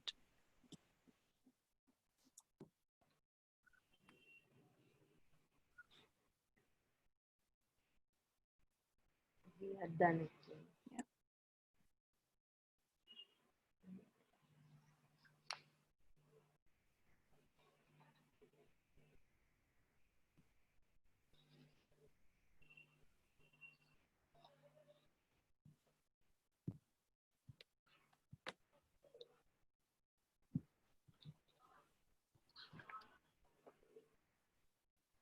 Victoria's, I think we missed out telling Vishwanath about the process that the students followed. Maybe we should briefly, very briefly talk to him about that. I'll just wait, yeah. Oh. Vishwanath, just wanted to give you a brief outline of the kind of exercises that were set through the studio. The first exercise, which was initially started out as an individual exercise exercise, which was that the participants had to imagine the area of Delhi at any point in time between 30,000 BC and 3000 AD. And they had to represent an inhabitation of a moment or time, or a sequence of moments in time of this landscape then. So it was a speculative exercise where they were to inhabit a particular moment in time in this landscape. This then led to a second exercise, which we looked at as in two parts, which was the first one was that they had to imagine a geography, and this geography could be from anywhere in the world. It could be a desert or a mountain area or a riverine kind of context or near the sea, and they had to. And we suggested that this geography was one that they were familiar with, and they were to then identify adaptive responses that might be used by people trying to settle in that geography, and the kind of cultural forms that might emerge out of those those adaptive responses. So this was the second exercise. The second part of this exercise, which was really the third exercise, was where they had to look at a particular practice. And this again, we suggested that it should be one that they are familiar with. The practice should be somewhere around them that they have observed. It could be domestic, or it could be in the marketplace or somewhere that they had seen. They had to identify the tools that were used in this practice and the way that those tools were used to shape a place, either around the practice or as a result of the practice. These were the three preliminary exercises, which then they had to bring together as a group. So far, they had worked partly individually, mostly individually, and they had to bring together as a group to identify a set of core values, which then would be passed on to another group for them to work on with.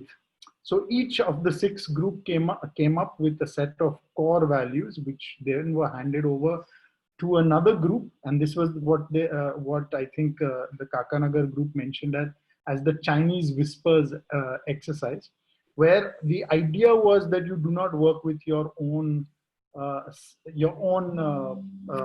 what would you say, prescription.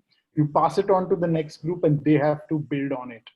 The role that each group would play at the stages of this, when you work after the setting up of the core values, that process we call the village meeting.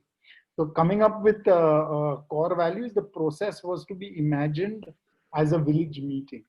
And from there, the second one was that you had to then imagine a set of karigars working with those core values in order to kind of deal with the site, which by that time had been introduced to them, which was between the Central Vista and the Yamuna. So starting from the stadium, the area that you saw just now presented. So that is the process that they went through towards their final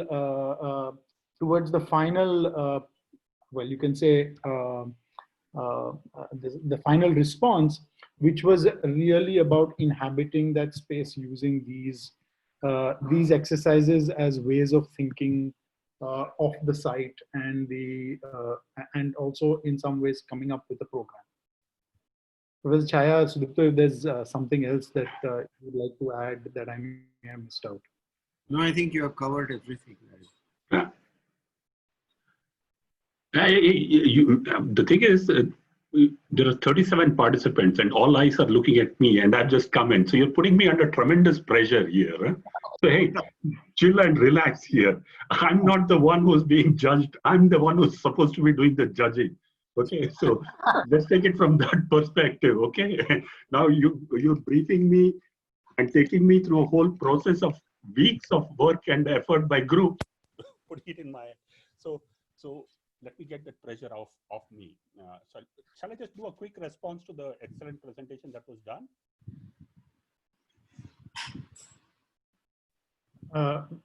Vishwanath, your voice suddenly dropped. Okay, so do I do a quick response to the presentation done, understanding the background that you gave me, and then of course all of you who've been through the whole process can also respond to it in a more insightful fashion. Still losing you. Still losing you. Oh, okay.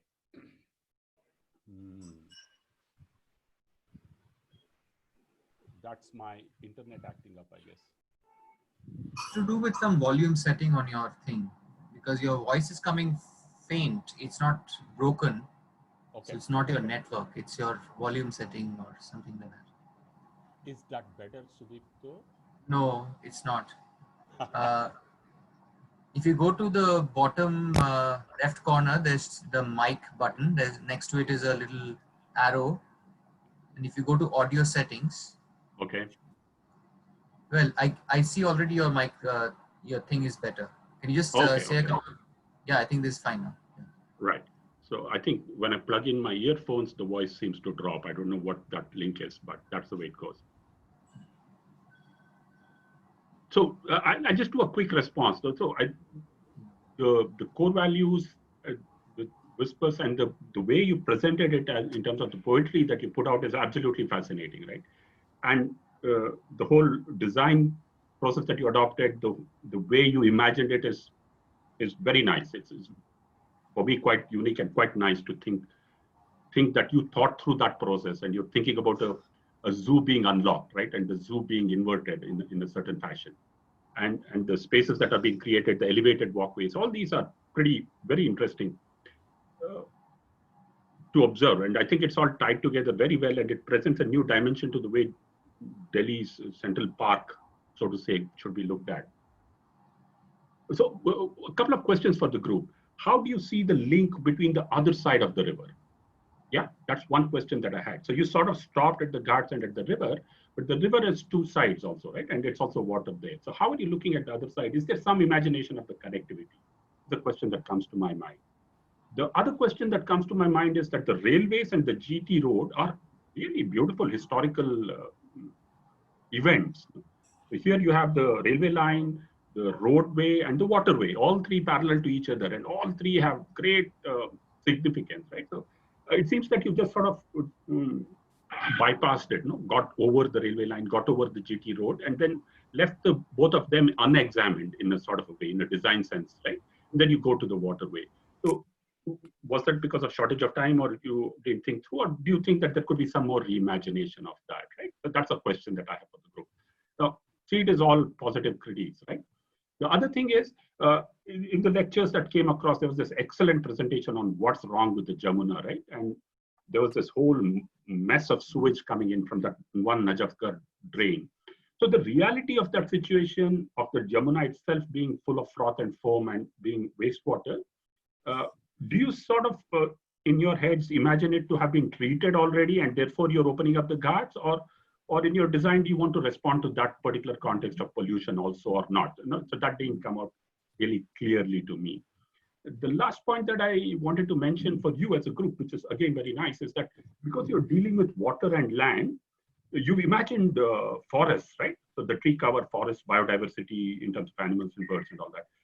But I would have suggested that some portion of it, if you could have incorporated as wetlands, that would have also been adding to the features that you have, both in terms of biodiversity and in terms of the learning that you want this whole place to become, right? So this is a place for exchange of knowledge also in terms of interaction between groups which are going to happen. So a design exercise capturing a wetland as part of the whole process would have been absolutely fascinating to me, right? But that you've integrated Chhat Puja, that's absolutely very nice. I sort of loved the whole presence and the homage to the langur, you know, the langurs of Delhi. That's a very nice thing that you've done. So there must be some statue also that you proposed, which is about 500 meters high or 7,000 meters high. That would have added value to the whole landscape. A statue of Hanuman, let us say. I mean, these are the times that we occupy. So those kind of ironic comments could also have been made in a proposal. I think that would have been great fun to work at. So broadly, these are the sort of initial comments, but I'd leave it to the other people because who carried the whole exercise together. To me, the final product seems to have encapsulated a lot of the brief, the design brief that was given to the group itself. So excellent work. And I would have also started with the Harivansh Rai Bachchan poem, Agnipat, Agnipat. No? Tu na jhukega kabhi, tu na mudega kabhi. Kar shapat, kar shapat, kar shapat, Agnipat, Agnipat, Agnipat. So an equivalent thing with Jalpat, Jalpat, Jalpat would have added resonance to the whole the Ganga Jamuna Tehzeeb and the whole philosophy of the Yamuna River itself. So that's something that I think that you seem to have perhaps not focused on, but immediately that poem came to my mind when you were reciting what your core values were. Those are my comments.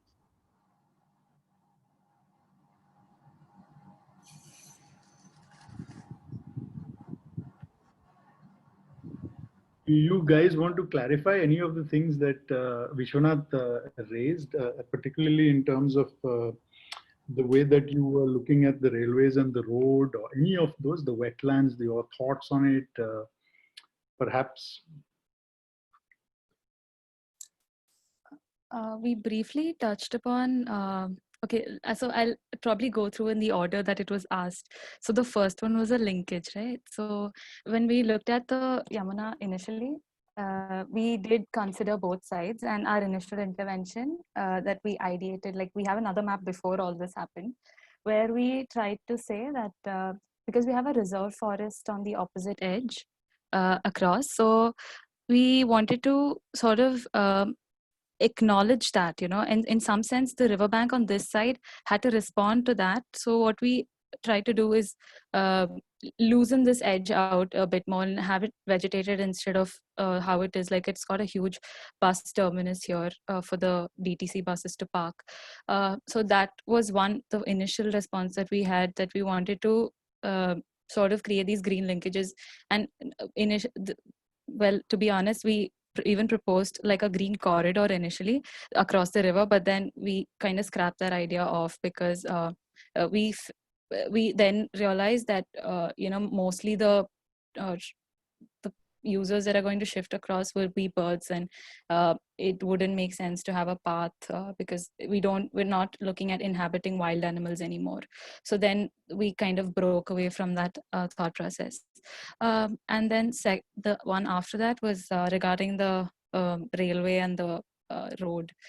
Well, we did look at it as a challenge initially, because we said, oh, this entire trail is like experiencing the ground, but at this part we don't know how we're going to relate it to the railway station or the road. In some sense, it was a bit of a hassle to figure that out. And I think, yeah, like I said, because we had a little bit of time constraint, like you mentioned, we probably didn't spend enough time to figure that node out. But one thing we did look at was the GT road, which is highly vehicular, and we've not seen it, but we've heard that there's a lot of traffic that crosses that road.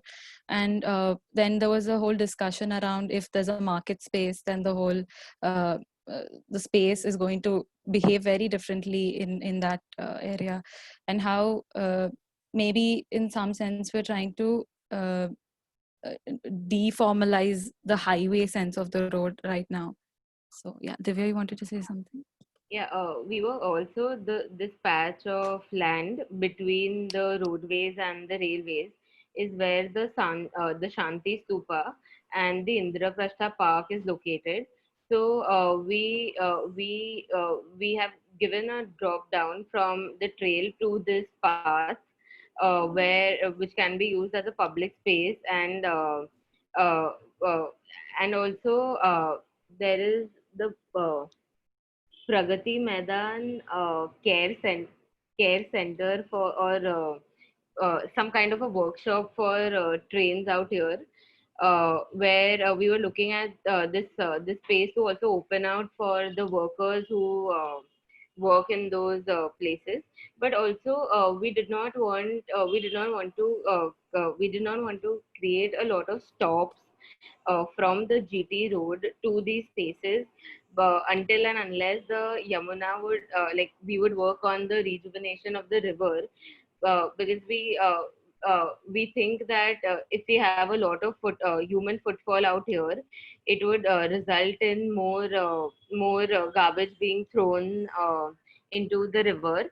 So it would be like maybe a short term or mid term and a long term plan where different strategies would be adopted to like on this edge. And also, yeah, sorry, No, go on, Kim. Divya. No, no, go on. Yeah, okay. So, since we were initially also looking at other voices of the city and everybody else who also lives, other than going away from the human perspective, I think naturally, initially we also began to see how the animals and all the other lives would travel from one part of the sanctuary to the area where the Indraprasth Park is, and then to the edge of the river. But it was like we were concerned, and we realized that we were trying to bring the scale down and understand through the other voices that what would it mean to cross the Grand Trunk Road, which is quite huge, and as Sahana said, it's quite populated and there is traffic, and even the railways, like there are like 5 tracks, and how would it be in terms of the other voices that we are trying to bring about in the proposal, and yeah.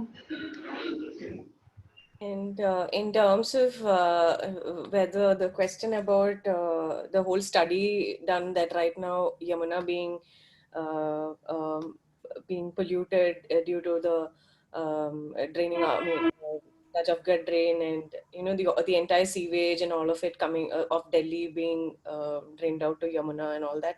So from these individual exercises, which were the initial part of the process, and individual exercises which were previously discussed and done in the studio, sort of all of us in this in the same group have touched upon how even the tiniest detail of probably a plant that could filter it out and before draining the sewage and all sewage to the river, and sort of Yamuna regaining its the original glory of the pure river.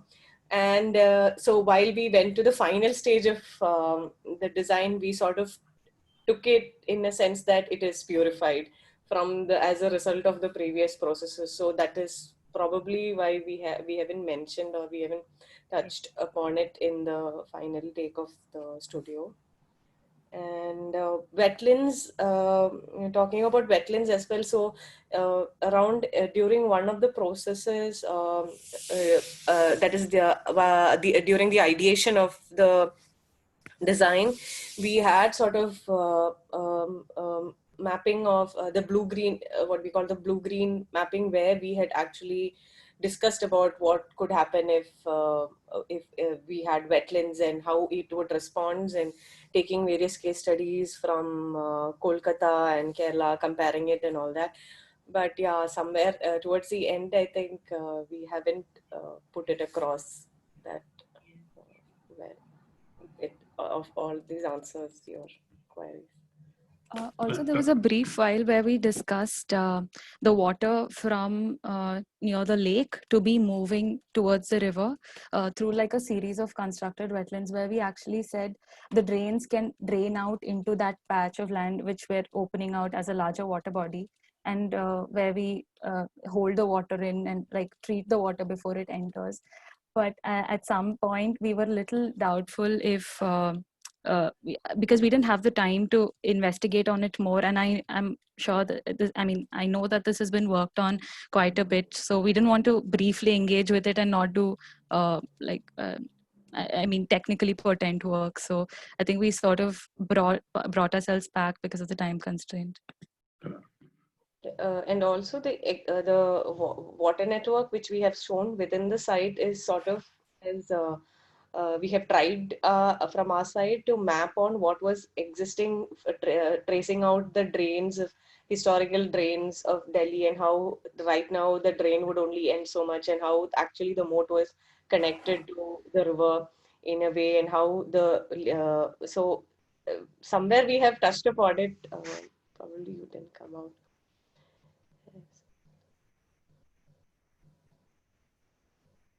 Also, the other thing about the zoo that we looked at was the existing channels are actually concretized, and we wanted to sort of make it more natural. Like that's also another thing that crossed our minds. And why can't this be a whole soft edge all along the zoo? And uh, in that sense, that's how we try to depict it also. And like. And talking about the biodiversity thing, the vegetation we were planning to plant here was we kept in mind what vegetation would bring what kind of species, and how can we revive especially the migratory birds. There were a lot of migratory birds on the Yamuna, but since now it is not habitable, they stopped coming. So we looked on to that aspect as well when we were deciding on what trees to plant. And another thing, not about the biodiversity, but the experiential factor of the space, trees adding to it. So we actually considered the foliage, how visually it will look, and how would it smell, like the frangipani tree and the ratrani. It smells really nice, so we kind of tried to incorporate it around the trail so that the experience would be really nice. And there Adding was on also, to that, yeah, go on, Kivna.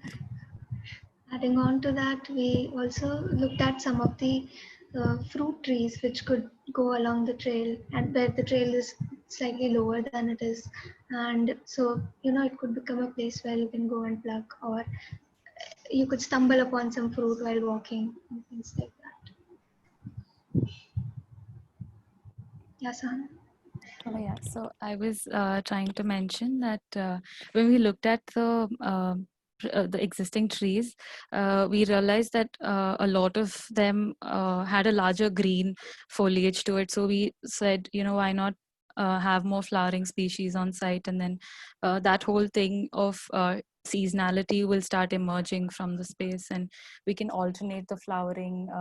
I mean, the flowering will sort of happen throughout the year of different trees, and that whole indicator of people, like it's like a hit saying, oh, it's this season now, and people associate time with these elements, which is very subtle. It's almost subconscious that you realize that it's that time of the year. So something like these were part of the discussions that we've had. Right. And another very small intervention was that when we have a trail and if you have a lot of monkeys jumping onto it, a lot of people will be scared.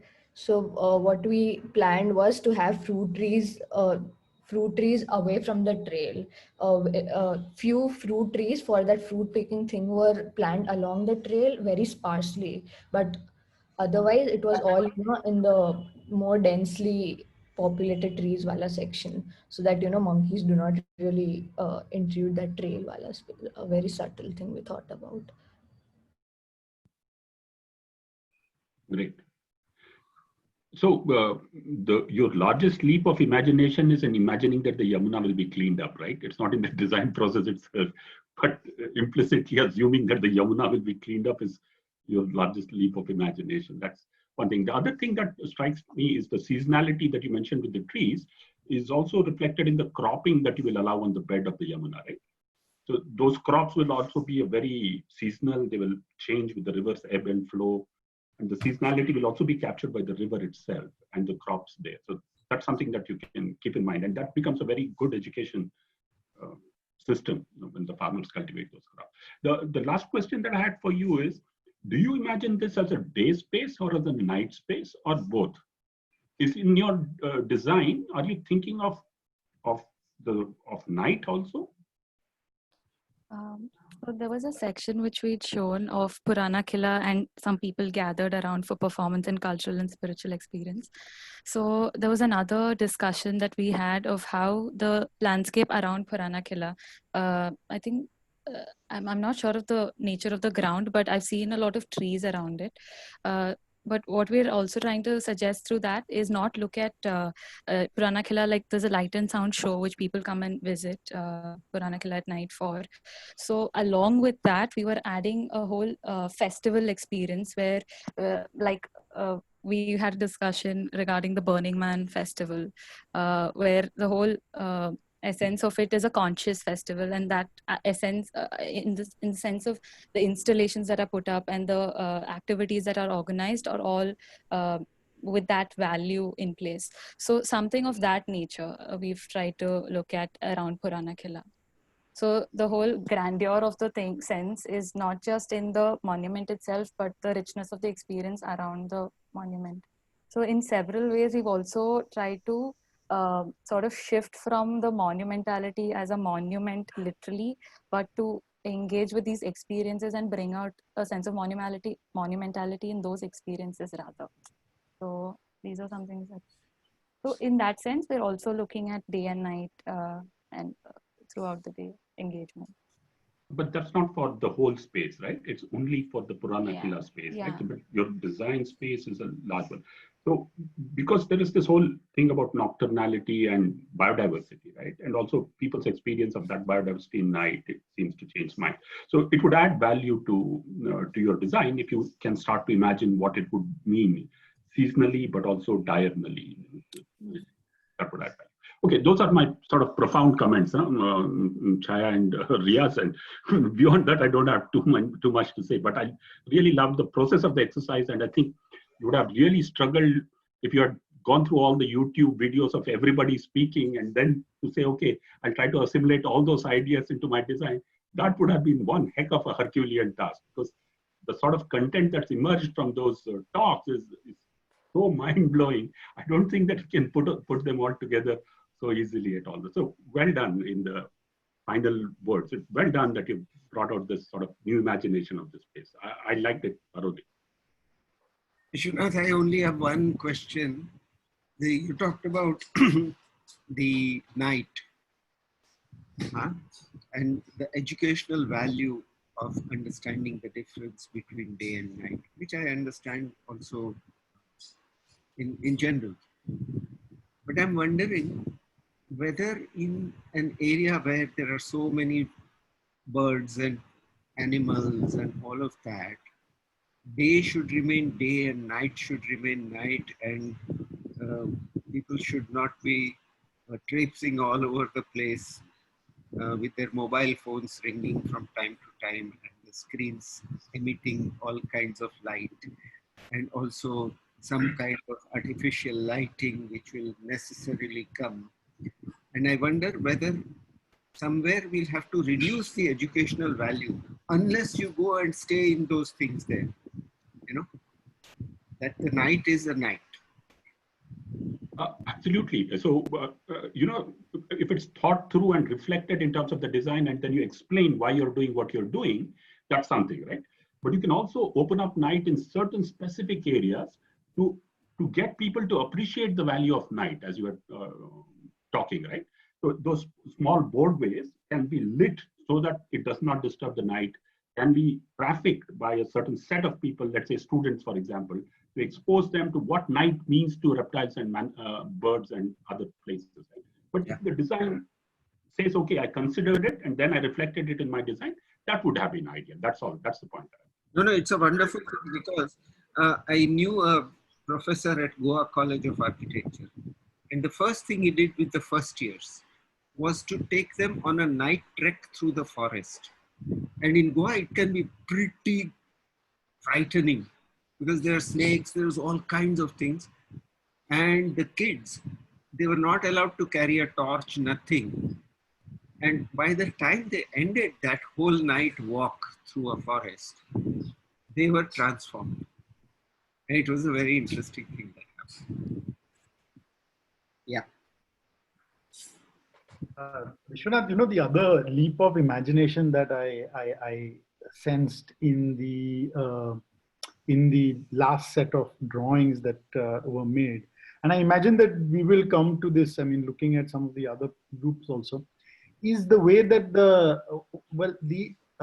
what marks the city recedes. And this also ties up with the idea that if I draw the wrong Grand Trunk Road with lighting and all its paraphernalia, but also with the traffic that the Kakanagar group has recognized, one has to. I mean, I'm just wondering where it goes. Where do we imagine this? Is it like the drain that it has been solved? Is it that we are imagining that there is less human pressure? I think it's really important to kind of excavate the assumptions in those beautiful drawings. Because when you take yourself, what would allow this? What are the kind of situations that we would need to change if this was to become possible? And I think that the kind of exciting thoughts, which are of course broad, and that's the whole point of also the way that studio is structured, is to ask what is our imagination of the city that allows this to be part of it, or and what would we have to look at? Is it going to be just population? Is it that there is a material restraint that we will have to show? Do we have to reconsider, let's say, the materials that architects and urban designers and planners are working with are less asphalty, if I may use that general term, and more muddy and more kacha? Can we imagine a kacha landscapey urbanism? I mean, we use words like landscape urbanism terminologies, but when you see imagery of it still has all the hard processes of pouring concrete, embedded, holding up the green so that animals can cross over, etc., etc. If you get what I'm saying, I just thought that these are some of the important questions that the presentation kind of opened up. I mean, to take Sudipto's starting point, if we had to say that this is an opening up. So I just thought I'd say this for the panelists, but also the group to respond.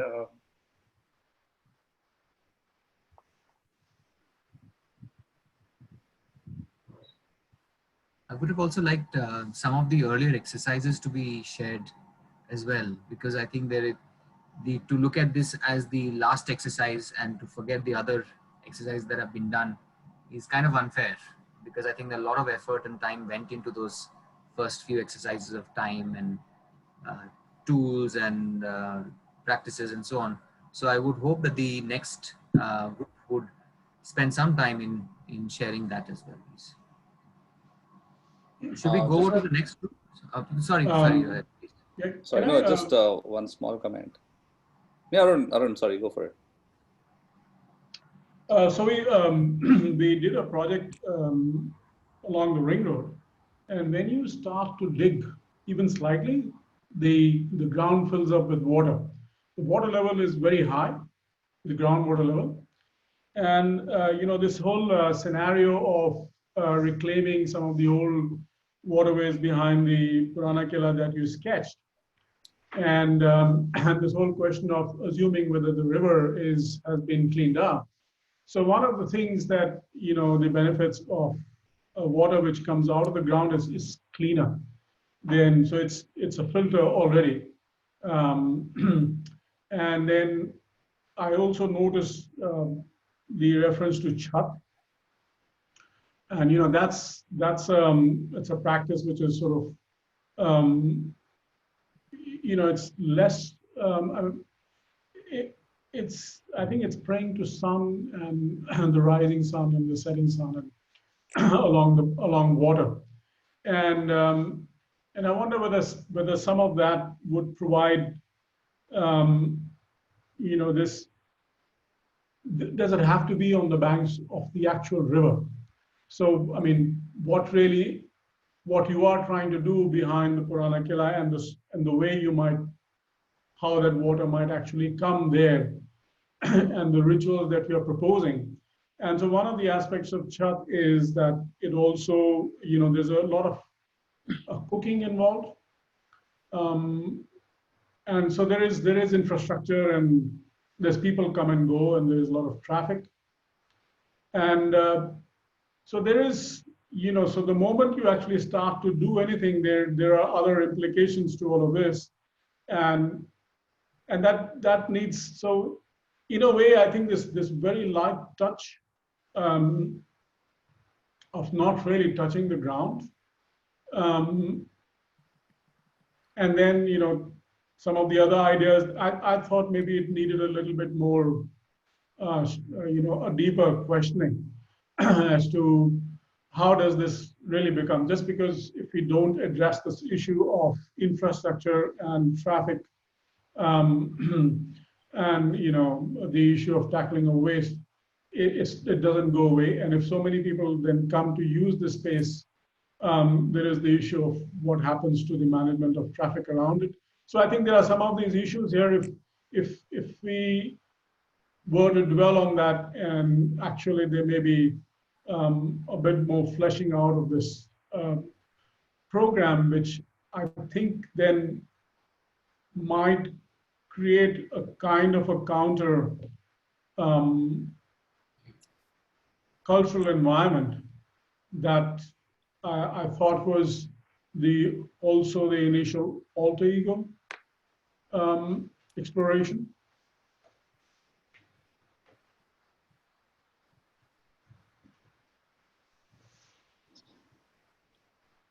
I just had one small comment. Actually, I really love that you guys as a group selected the idea of walking, right? Because I mean, across so many different contexts, like humans use walking to mark territory, and to kind of otherwise we live in a fairly interior culture. I mean, you have pockets of interiority, like but walking then tends to dilute those pockets by sort of creating a much more city navigational experience. So it's really lovely that just as a stand to walk territory that you could not walk earlier, that in itself is a really nice framing of an intervention.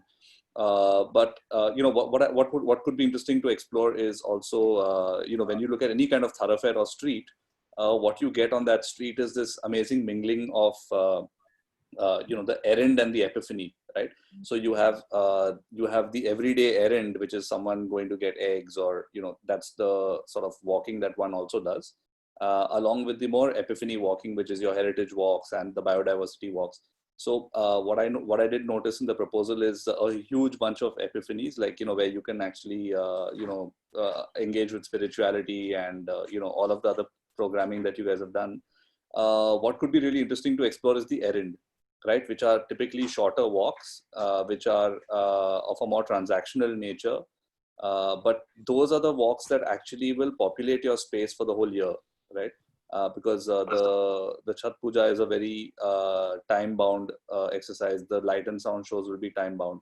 But it also then talks to Vishwanath's question about the night, about essentially if you had to now be a programming agency, right? Like saying a group of architects have created this amazing infrastructure, these are all the possibilities. How can one program it in a way that it becomes a very vibrant, it's not like a unsafe street at night where, someone has to get mugged, because these are the kind of events that shut down infrastructure. So even in terms of, like looking at a lot of Jane Jacobs principles about, eyes on the street, and she talks a lot about how streets become safe by usage. So the more micro level you could consider the errand along with the epiphany, I think then those streets become very very very interesting, vibrant kind of spaces.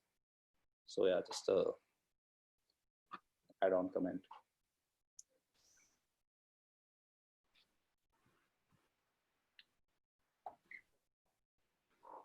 Would any of the other participants like to kind of raise any points or questions before we move on to the next group? Anybody would like to?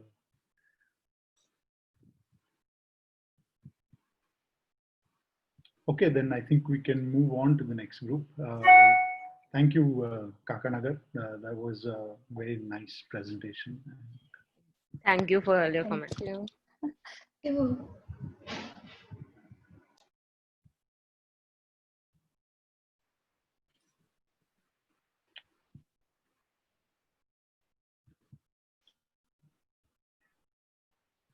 So we are going with Daryaganj now. Are you guys going to share your screens?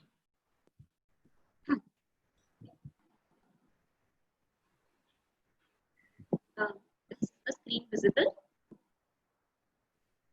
Yes. Hello? Yeah, the screen. Yes. Okay. So hi. We, Daryaganchites, will take you through this process of the past 5 weeks, where we describe our journey of discovering the meaning of alter ego for ourselves and for the city of Delhi.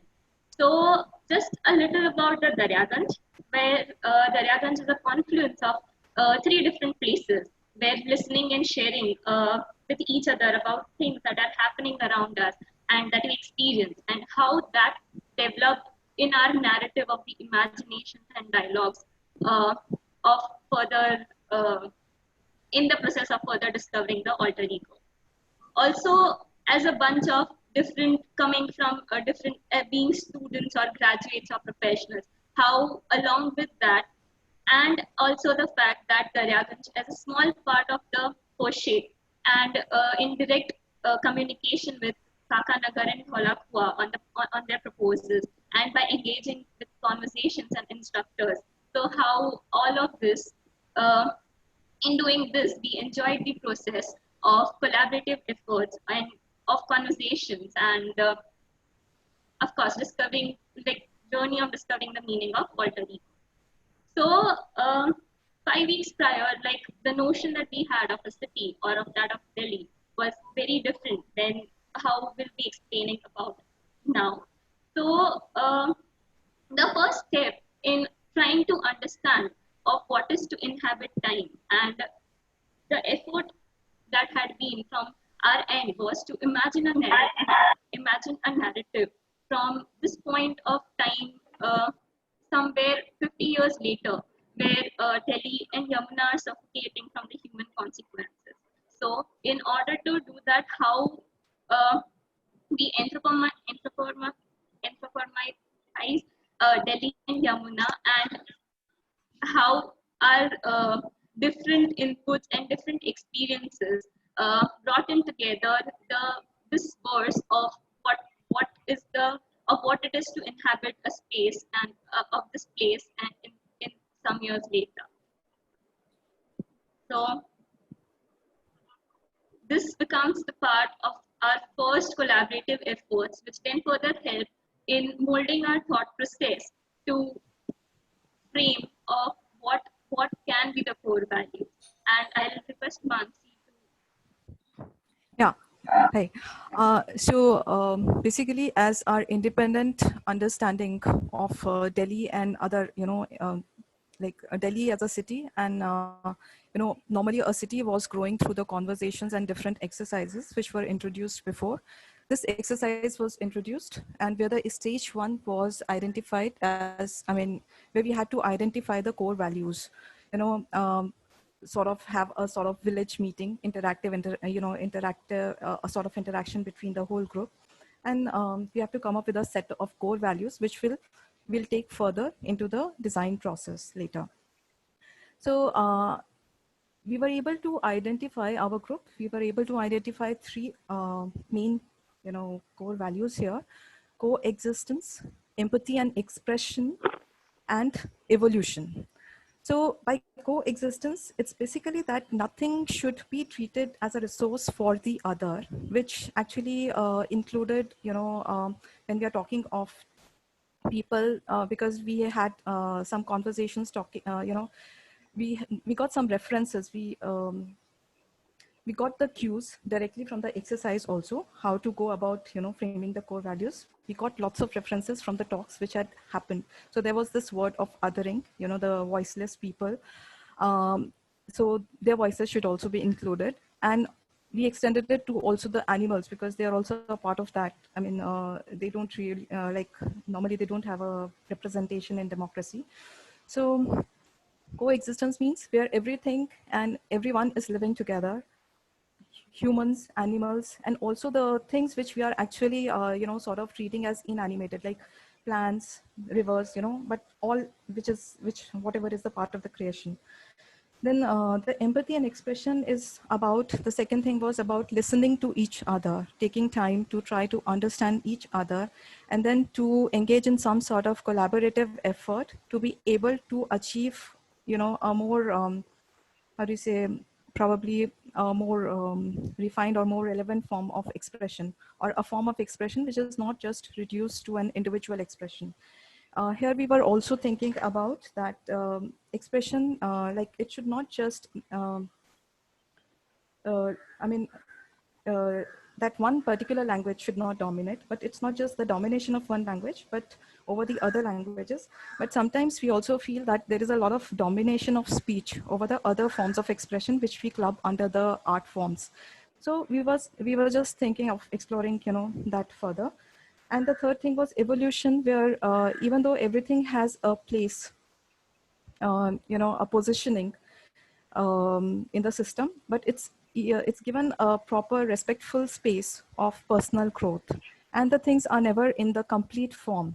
There is a sort of this incompleteness, which actually moves towards evolution. So I'll very quickly just read out a small poem which we had composed around these 3 core values. Then we can move on to the next, because it contains, a lot of certain things which I have not probably covered in words here. So respect natural coexistence. Respect natural features. The environs are your teacher. Let the land be free. Let the air get to breathe. Let the water flow, go where it wants to go. Use them not as limitless resource. Let them regenerate, or they will desource. The city will degenerate. Empathy and expression. In your design of public space, remember, not just the public, but the humble street vendor. Forget not those that identify as neither in the tussle between the 2 genders. Let not high walls keep anybody out. Be a flanner as you move about. Remember, a single language has not all the answers. Be not just designers, but artists and dancers. Let the voiceless sing their song. And then the evolution. Though you may build with idealism, let the city be always incomplete, constantly in evolution, be prompted by the Earth's revolution. Slow time from minutes and seconds to seasons. The world need not move so fast, yet be not static and stuck in the past. Let these be your grounding reasons.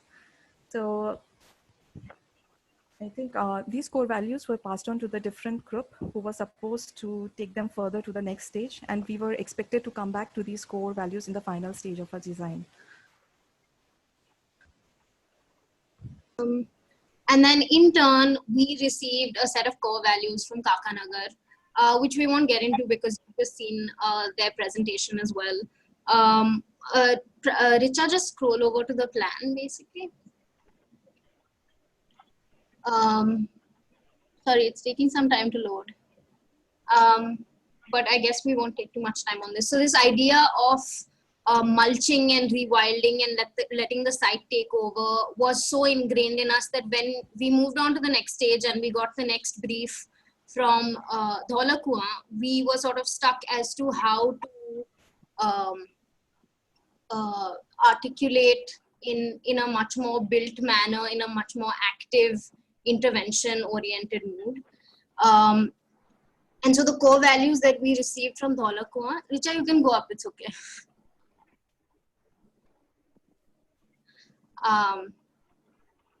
Were starting with these 2 poems. The first one, it took us a while to figure out, was actually the song, which goes like, "Oh ma jire." I don't know the rest of it, so I'm not going to attempt to sing it.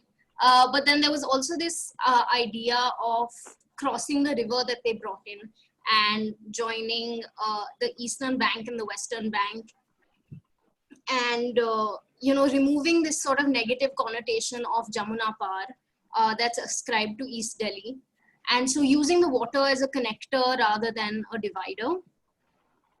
And so we decided to also tie in this sort of mythological aspect of crossing the river and bring in the issues of the alter egos of Kashi and Magar, one being the pious city and one being the sort of denigrated city. Or even Orpheus crossing the river Styx to rescue his love from the underworld. And so, scroll down some, Richa. Actually, just go to the east and west drawing to your right side. The density of the eastern and western. Yeah. And so the conduit that we chose to do this was the ashram, and not an ashram with its religious connotation, but rather an ashram as an idea, as a way of life that becomes central to existence. Gandhi's experiments had implications from work, walking, consumption, to compassion, where ethical and political wove together to create a theory of resistance as invention and democracy as caring, and therefore linked lifestyle and livelihood. So central to it all was the ashram as a mode of thought and as a way of life. So we wanted to have an ashram without playing partisan politics that could be the center of the dissenting imagination, which is something that's essential in India today. And we wanted it to emphasize that dissent is an act of caring and conscience is always plural. The marginal, the minority, the displaced, the defeated, the informal, the alternate imagination represent a festival of knowledges that are rarely represented in constitutional law or any democratic forum. So in our iteration of this, we chose to use the power plant and make it a building of adaptive reuse, but with certain interventions. So we deep powered the power plant because we found that the Delhi government is planning to move the power plant out anyway in the next 10 odd years, and then introduce things like water harvesting, waste, research on agriculture and things, where have a science lab where the worker, the cleaner, and the scientist can all share a patent. And yet on the western side, on the eastern side, it's a floodplain. So we wanted to introduce impermanent structures that dissolve every year and are rebuilt again the next. I'll let Mansi take over and explain our zoning and sort of some of the ideas behind. Yeah, thanks, Vrinda. So here, basically, we got a very interesting, the proposal or the extension of our core values from Kakanagar. And we just try to, in this particular slide, we have just put everything together, like 3 of our core values. And Kakanagar, what they wanted was basically, it was an important point they brought up, like Delhi West and Delhi East. They are considered as Jamuna Par. Both of them, they are separated by Jamuna. So why not use Jamuna as a connecting link between the two? So I think that was a very interesting, this interesting idea. So they wanted to connect both these sites through Jamuna. Obviously, Jamuna Par also has a little bit derogatory, connotation to it. Something like when we say suburbs. In French, like banlieue. So a proper space had to be a collaborative and a respectful space had to be created through Yamuna and through the surroundings, so that a connection can be built or found between two. So what we did was the next, which are the next one? Yeah, thanks. So here, when we were talking of the coexistence, expression and empathy and evolution, and then we also had to overlap it with this, the brief by Kakanagar, to create an ashram space. So here we have segregated or we have tried to formulate which kind of spaces can fall under coexistence. So when we are thinking of ashramites, we were thinking of a certain user group. So ashram, we were thinking of a certain user group, like that can be ashramites or the people who would be there staying there. Then there would be also a floating population of volunteers, participants, and public, normal, just to come, who just want to come and see what exactly is happening in this part of the city, because we wanted to maintain the Mansi, you're on mute. Yeah, sorry. So for the, just one sec. Yeah.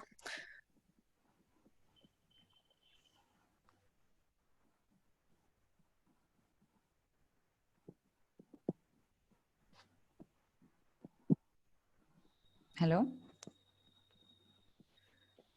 Hello? Mansi. Hello. Yeah, am I audible now? Yeah, you're I'm audible. so sorry. Okay.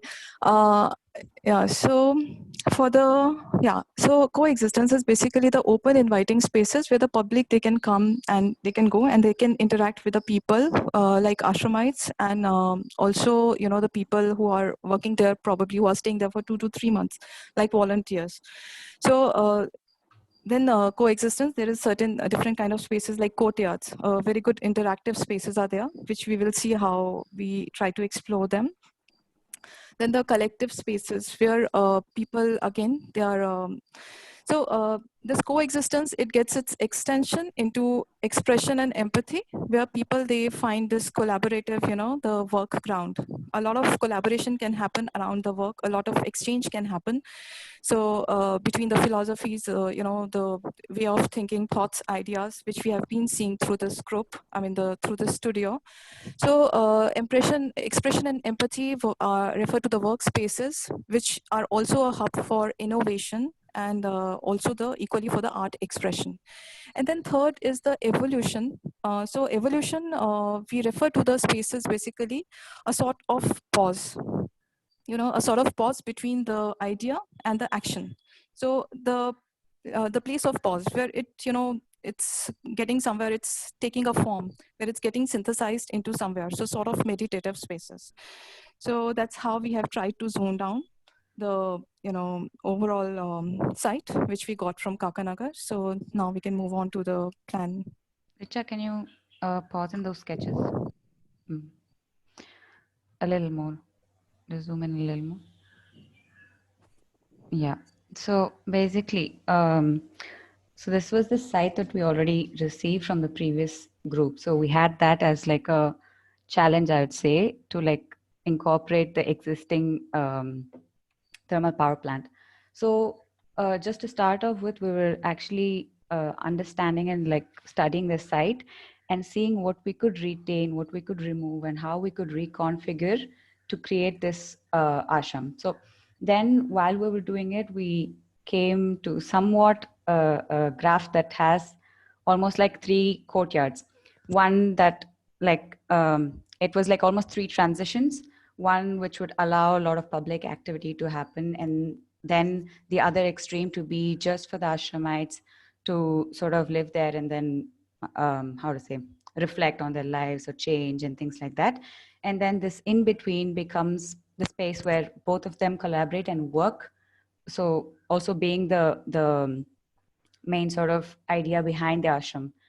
And then there's also a certain sense of porosity and public accessibility. So the nature of the ashram was such that it also responds to the city that exists and to the extending ashram across the river. So as you can see, we retained some buildings, and the rest we also like shifted here and there to create that sort of porosity. And down here, yeah, the idea of uniting the East and West to sort of not distinctify both, but then think of it as the same place. And then if you move a little, yeah. So we were looking at elements and how we could sort of change them to create this space. So there were these towers that we thought could be horizontally changed and then also carved out, taking inspiration from Zaid's Mocha and also Ricardo Bofill Cement Factory Studio. So yeah, how they carved out and then created those spaces. And also there were these like steel scaffolding type stuff that was like sort of on the surface of the building. So that we thought that we could reuse them to also create a sense of sort of an edge, but not like a clear distinction. So then again, once again, it becomes porous, but then blocks out certain activities and things like that. And then we were trying to get this sense of relationship with the sky. So how one sort of responds to the built form and then has certain relationship with the sky. So we thought that this entire space could be shaped in a certain way to create that experience.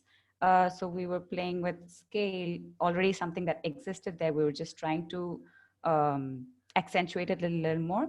And also through our carving, how that creates a certain closed and open and a sense of, how to say, opening to oneself also.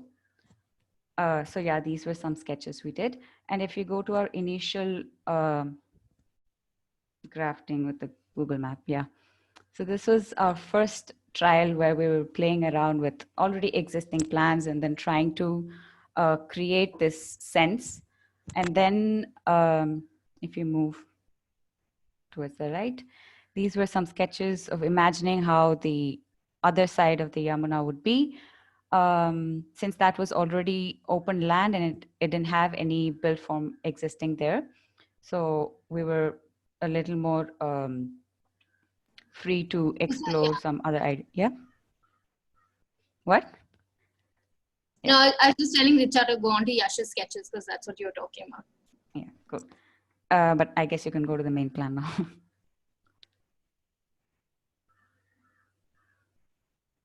Can you zoom into the left one first? Just the left part, and then we'll come to you.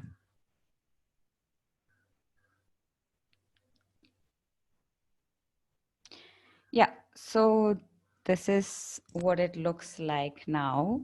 And I guess from the way it is, like, I don't know if it's that visible, but there is that sense of porosity that happens, and there is a sort of subtle transition between each courtyard as such.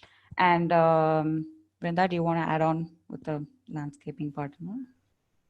So we had a series of courtyards that we created, and as we were doing it, though we were talking about large scale and we were envisioning IIM Ahmedabad and that kind of scale, when you stand in front of the library, we realized this site or even this smaller courtyard itself was 3 times that, and we were way out of our depth. So we realized we had to break it into smaller courtyards separated by built form, and then that's how we proceeded with it. So some activities that were generally sort of involved could be like, zoom in, Richa. Yeah, just, okay, stay. So this first courtyard in the bottom is accessible both from the road and from the bottom. And Richa, do you want to talk about that? The path that you were describing?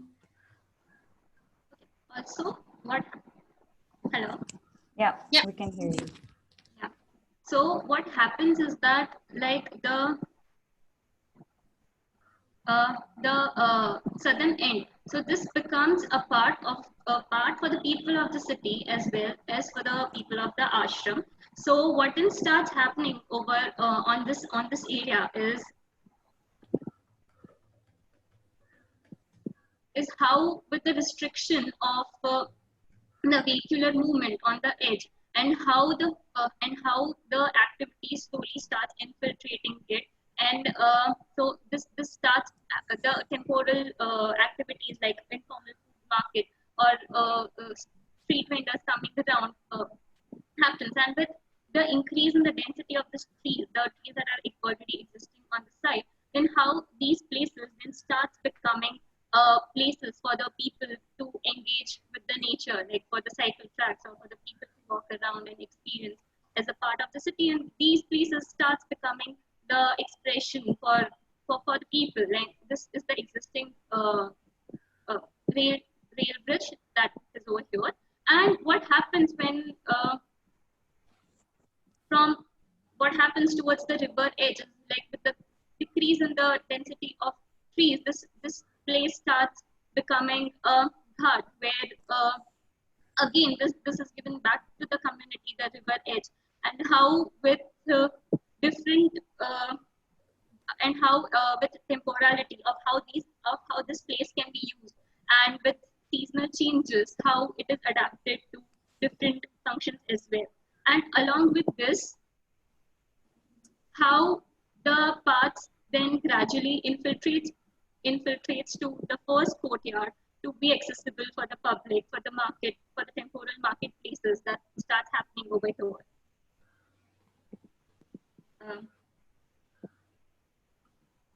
Yash, would you like to explain the section?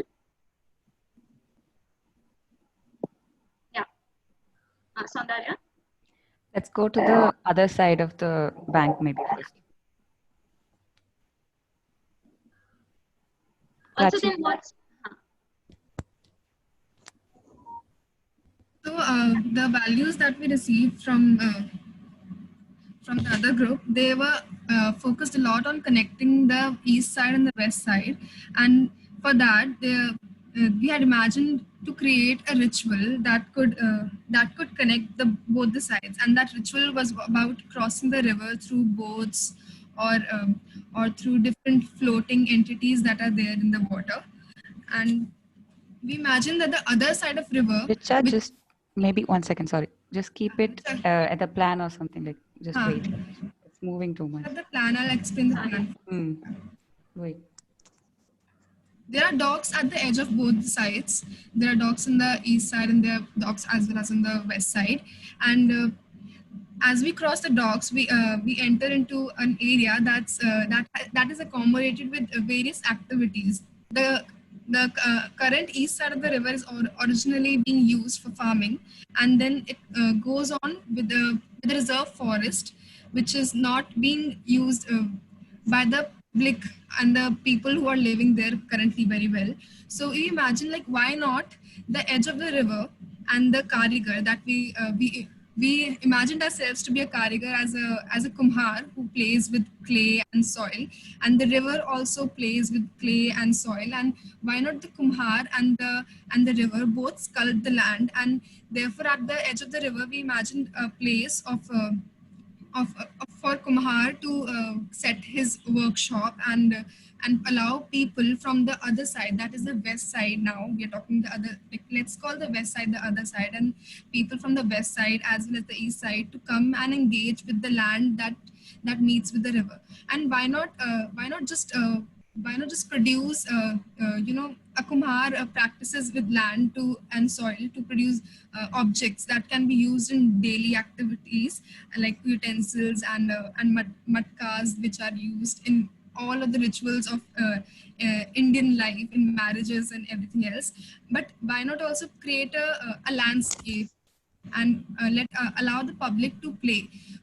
For that, we imagined the area behind the farm to be a place that could be a biking track, because recently there has been a very exciting culture of people going around the city on their bikes. So why not provide a space for them to bike within the shade of this forest and just beside the river, which is like which is not very concretized or hard, but it's very porous and sculpted out of land itself, like soil itself.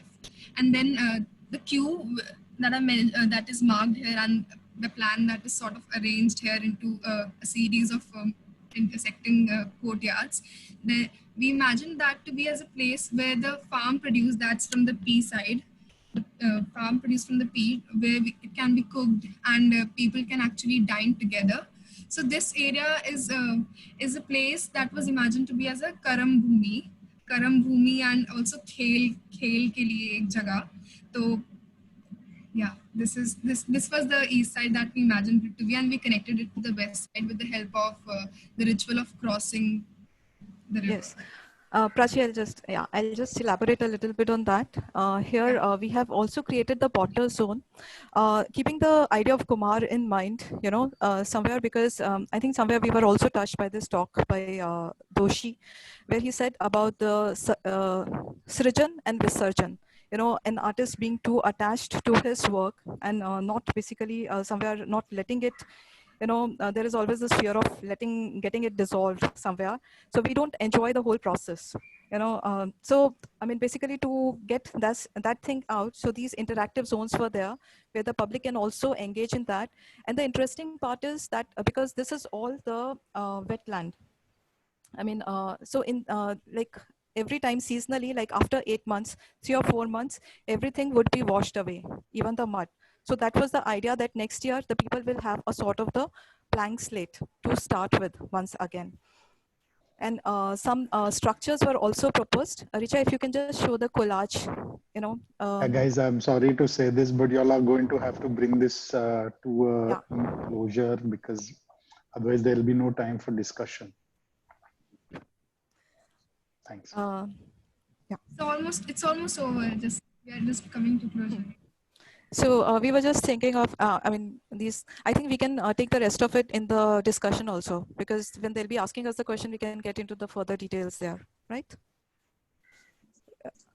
I think Brinda, if you want to speak a little bit about the plan, or Yash about the section, otherwise we can take the rest in the questions.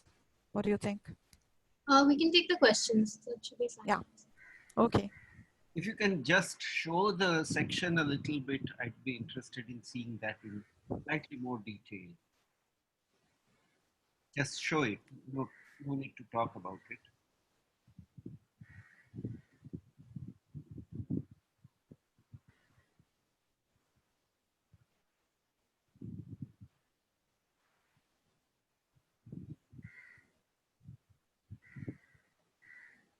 So this is the section on the ashram side.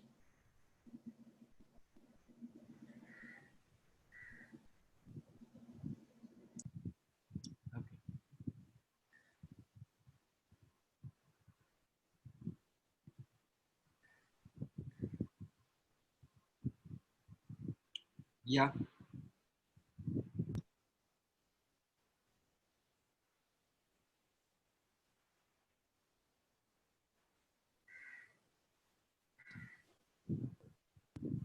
Can you briefly show that section with the power plant in little more detail? Can you show it a little bigger? That just below the section that you showed, there is another, this one, yes.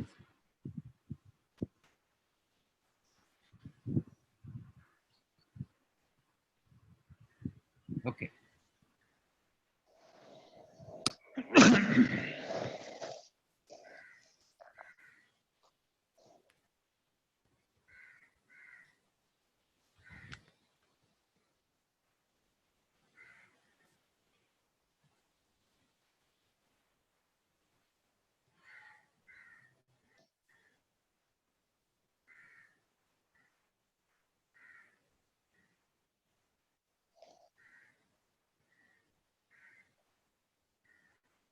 Yeah, maybe Richa, it's better to stop sharing your screen so we can. Yeah.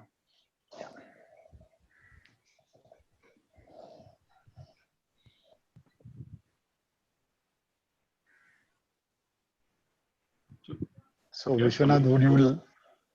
Yeah. Yeah. So the conceptualization, the three categories that you put in terms of the thought process is absolutely fascinating. And I think you've worded it also very nicely, very concisely, but with great meaning, what you put there. I like the idea of this sort of deconstructing power, it's not deconstructing a power plant, but it's deconstructing power. And you're replacing them metaphorically with an ashram. And you articulated the ashram as a sort of an apolitical space. Let me tell you, ashrams are the seats of power. There is a different kind of power that is reflected in an ashram, right? And so, No, yeah. right. Go We ahead, didn't a political space. We said it's rather a space for dissent. Right. Yeah. So, but you mentioned the word apolitical. I don't know in what context. It's a space for dissent. That's wonderful. If you're saying it's dissent. They said non-religious, not okay. Oh, okay. Right. Yeah. No. So that's very right. Ashrams actually are not spaces of dissent as much of power, right? That's a different connotation of power for ashrams, the huge one, and that this is happening in Indraprastha, So it automatically links me to the Mahabharata and to the various power struggles which started from ashrams essentially, and you would know with the Ramayana also that it was Valmiki's ashram and Vishwamitra's ashram which were the real seats of power, from where started the ideology of what things are all about. So it's very interesting that metaphorically you're capturing that. I had a bit of an issue with a couple of ideas, right? One of them is this trees spreading into the floodplain. Isn't the thermal power plant in the floodplain of the Yamuna? Yes. So yes, I it don't is think that. Yeah, it is in the floodplains, right? So I don't think that the trees would spread into the floodplains, right? There would be a different kind of ecosystem that would occur there, right? So just take a look at it. Perhaps I'm wrong, but you would have to imagine it there because water would ebb and swell and the trees would die if there's a lot of water and flooding. So how does nature sort of occupy that space would have to be thought of, right? There's a series of embankments that are also, also there are a lot we can't call them trees, but we can call them a lot of high grasses and weeds that are called invasive species that are being accommodated on the floodplain area. That is, it's green area, the floodplain, that floodplain, but yeah, it's not trees exactly, but yeah, there are high grasses that are very native to that area. Correct. So in your representation of in the drawings that you make, you show them as trees, right? And then you sort of describe it as you are right. Yeah. So it's just a relook that you have to think through as to what is the ecosystem that's the support base. Already the point was made about groundwater being high in these areas. So I think your design will have to cater to it, though the section that you showed did not really tread on groundwater on the aquifer, but there's some respect that you could perhaps pay to it and incorporate it as part of design and then make sure that it comes back in, right? So overall, this is much more integrated in terms of linking both the banks. So that idea was quite nice, though I don't know how much of a gelling occurs because these docks and these boats that you show are not essentially Yamuna-esque in their creation, right? The boats and the transfer across the Yamuna are, if I have to associate it, is with the unfurled sailing boats, you know,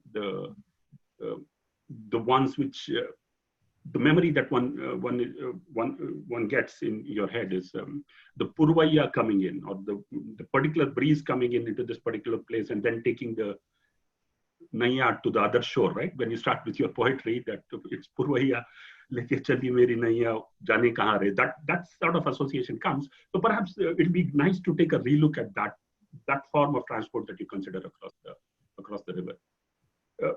The river is not really talking to the design so much. I wish it could have spoken a bit more. No, I don't know, maybe I didn't get it fully completely, but perhaps if the river would speak to the ashram and to speak to the design, that would be nice. That's my basically comment. I think we just couldn't elaborate on that point. First of all, the Jamuna Par, it's like taking the river as a connecting link between the two. So that was there metaphorically, but otherwise when we were talking of the Karma Bhumi, so Karma Bhumi, initially we thought that it will be restricted to that, you know, the wetland area, but then we thought it will actually be Yamuna would be a part of that, because the volunteers who will come, there would be people who would be engaging themselves in cleaning up process of Yamuna. You know, there would be research happening on the west side of the Yamuna in the innovation hub and the other areas. So even that will also form a part of the Karma Bhumi. So that part was also there. And there was, we had it in our mind, but obviously, I think because of this time, because it's a time-bound exercise where we are working in groups, and that is the reason we have not been able to get into too many details. So we are able to propose that this can happen, but how exactly it will happen, this is something we still need to, you know, get into further. Correct. Yeah, great. And so the last association in my mind was between Vishwakarma and the potters, right? Again, that's sort of coming across in your design, but that association is there, but how do you discuss the temporality and do that association a bit more deeper in terms of design would be fascinating to carry on. I understand that there are time constraints, but these are very good ideas, subliminal ideas, which can of course get more and more reflected in what you do when you put pen on paper. So those are my comments. Yeah, just one point which I wanted to talk then only. I mean, in the collage we had done. So basically, when we were talking of the pottery, it's not just the, you know, just in terms of pot and all. We were also thinking of having some sort of temporary, you know, these earthen structures there, where people can engage, so they can serve as the shelters, toilets, and some other. But the idea was to have the whole thing brought down by next year, so like the sense of incompleteness, which is always in the stage of evolution, also leaving the slate blank for the other people to come and write on it, because that is a part of the listening process. So those ideas were there, but yeah. So there's a temporality to pottery, the way you express it, but there's also the other significance. Usually archaeologically, a lot of the digs have been able to establish civilizations because of the remnants of pottery. So they seem to be long lasting and also talking to us civilizationally, right? So there's this temporality part of it, and there's the permanence part of it, the long-term sustainability part of it, which is again fascinating because you're again investing in the Indraprastha power plant. It's actually called the Indraprastha power plant, if I'm not wrong. Right? So that association of the name is also coming. Yes. So all these metaphors are beautifully playing themselves out there. And if the design could deepen itself as things go along, it would have been wonderful. Yeah, so, yeah, that's it. One more, since you brought up Vishwakarma, I think we can also go back further to Prajapati, who had to divide himself several times in order to bring all life on earth. Because he was alone and he was afraid, and then divided, then made so many different creatures. So the two sides of the river and the division of the Yamuna par as being bad or good, or this par as being bad or good, is something very interesting. So Vishwanath, thank you very much for bringing all these things back here. Yes, but one thing I thought was that while nature was understood to some extent, but not really, human life was understood much more in this project. In terms of the scales at which human beings interact, in terms of the kinds of desires of being related, of being away from something or completely absorbed in it, in the sort of double desire of wanting permanence and wanting, renewal. All of these things are better understood in the scales of the plants, while not missing out. You're very lucky to have the power plant there, because the monumental comes up as something that belongs to the 20th century, now no longer. And that is the monument which remembers the 20th century. And today's century is completely different. And I think all these have come together very well. I would say that I'm very satisfied with the project. And if you go ahead with what Vishwanath has suggested relating to the water and the movement of plants and etc., you would get something even stronger. And I think that would be a great thing. The sort of last comment is that if the first project emphasized the ecological, your project emphasized the social, right? So your concerns are deeply social, and you're looking at space in terms of social design more than the ecological nature of it, which is perfectly fine. I mean, that's the way concerns will emerge. But this was clear to me, at least. The first one, looking at biodiversity, ecology, you guys looking at the inequities, the social perceptions of what people are perceived to be. It's only in the class sense that the Yamuna Par is seen as down market or downbeat, right? That's the social perception of the labeling that's done there. But so that's how it goes. So it's also, I think we had a share of looking into ecological processes in the previous stage when we're dealing with the Karigars, because the site that actually the Kakanaga team had presented, we had proposed like a whole mulching zone, and we were looking at processes like that, and it was completely more involved with rewilding aspects and things like that, and not actually looking at maybe, I don't know, physical or like actual built aspects. But then again, like this time when we got something, again, it was like totally unexpected. So the next thing that we got was completely the other extent. So it was a tough change to make, and especially because the brief that we got back was not in any way what we'd anticipated. So like that shift actually took some time from ecological to social. Quite some struggle when we were just trying to interpret the brief, like with the discussions that we had in trying to remold our thought process from the ecological manner to how the brief was suggesting. So, yeah. I think it's interesting to understand this the shift that you got because of the Chinese whispers. Because of the Chinese whispers situation, and in some sense, it's really interesting because often in practice you have to zoom in and zoom out at various scales of looking. And I mean, I think we also discussed that. But I think that therefore, when you are talking about the Yamuna Par, and you're talking about the two sides of things, and recurrently that theme comes up in different stories or imaginations. And I was thinking that the minute you start getting into a social scale, as Professor Chaya called it, the program becomes more important. Where I think that perhaps if you all had immediately kind of realized that, I think there were some fantastic opportunities with the way that you all wanted to kind of deconstruct power plant, all of that. And if I started looking at it as a programmatic process, and secondly a material process, as to constructing the ashram and deconstructing the power plant in a very material way. I think that who does it, where does that material go, who breaks it? You require a kind of process, a very different process when Ricardo Bofill or Gordon Matta-Clark have to cut into a building. But if you're in the space of a Karigar, I'm very interested how you might imagine it into a program, and saying that that is how the ashram might have emerged. So, I mean, these are just, I think that you all continue to look at the scale of ecology while wanting to kind of work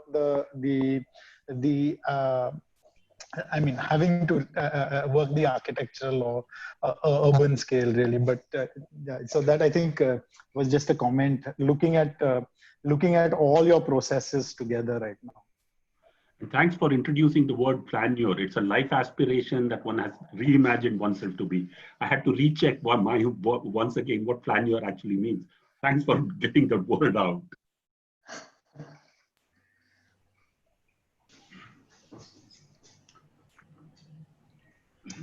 If there are, sorry. Well, I like the Riaz, your idea of the power plant. So there was an opportunity to connect from the present. I think in Shabnam's lecture she talked about accessing the subconscious from the conscious. So that connection from where we are. So not just a monument to the city that was of the 20th century. I think really a reclamation of both. So that in a way offers a side of that reconciliation. I have to also add that the connection between the two projects, I think you guys got your design from Dola Kuan, is that right? Yes, And yes. I find it fascinating that the two terms of permanence and persistence is like what ideas you kept as permanent from that project and what ideas you let it persist and played around with is very interesting for me. In that, I see a lot of respect for the other group and a lot of sensitivity and keeping those ideas alive from the other group and slowly molding them to make your own. And I really was moved by both you and Kakanagar's response in that sense. It's so sensitive, which was the core of the studio as well. Well done. Thanks. I think studio actually brought us to this point, how the exercises were introduced one after the other and how the collaboration happened. And then the cues, which we got from the description of the exercises. So this is a culmination point. I mean, I think it's going to be probably the same for all the groups. Fantastic. Take that forward in your lives. Whatever you do, whatever design you do, keep that sense alive of respecting someone else's work and looking at it that way. Fantastic. And also goes back to what Professor Chaya was saying about listening. And it doesn't only happen through the ears. You also listen through a drawing. You listen through all those things which sort of sharpen your senses in some way. Fantastic. Well done.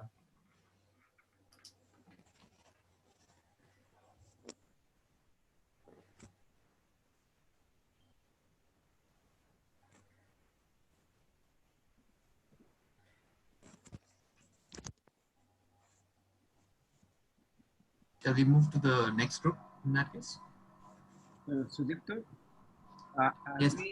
Are we going through into the third one? We'll take another 3/4 of an hour or so. Sorry, your voice was a little faint. Could you repeat what you said? The time. Yes. Because I'm running my day on a very tight budget. I don't know whether I can. I think the discussion can go on if Zen Rain Man is kind enough to rain on us for another hour or so. But Yeah, I'm good. I'm good. I'm good till 3 o'clock. I'm fine. Then I'll have to start to excuse myself, but I'm fine till 3 o'clock. Can I be excused? I will watch the video afterwards and I'll give my comments and whatever, if you don't mind. Sure. I'm taking permission here. Okay, sir. So we'll hesitant to provide for obvious reasons. Okay. So third group is which one, Riaz? so third group is Majnu Katila. Majnu Katila. Okay, I will watch their stuff and I'll give my comments also. Yeah, I'm really sorry about this, but I'm sort of tightly packed between all the days. Yeah. Okay. All right. All right. Okay. Thank you.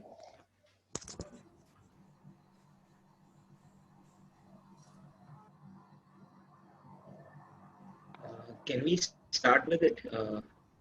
Yes. Yeah, please. Yeah. Smita, can you share the screen? Yeah.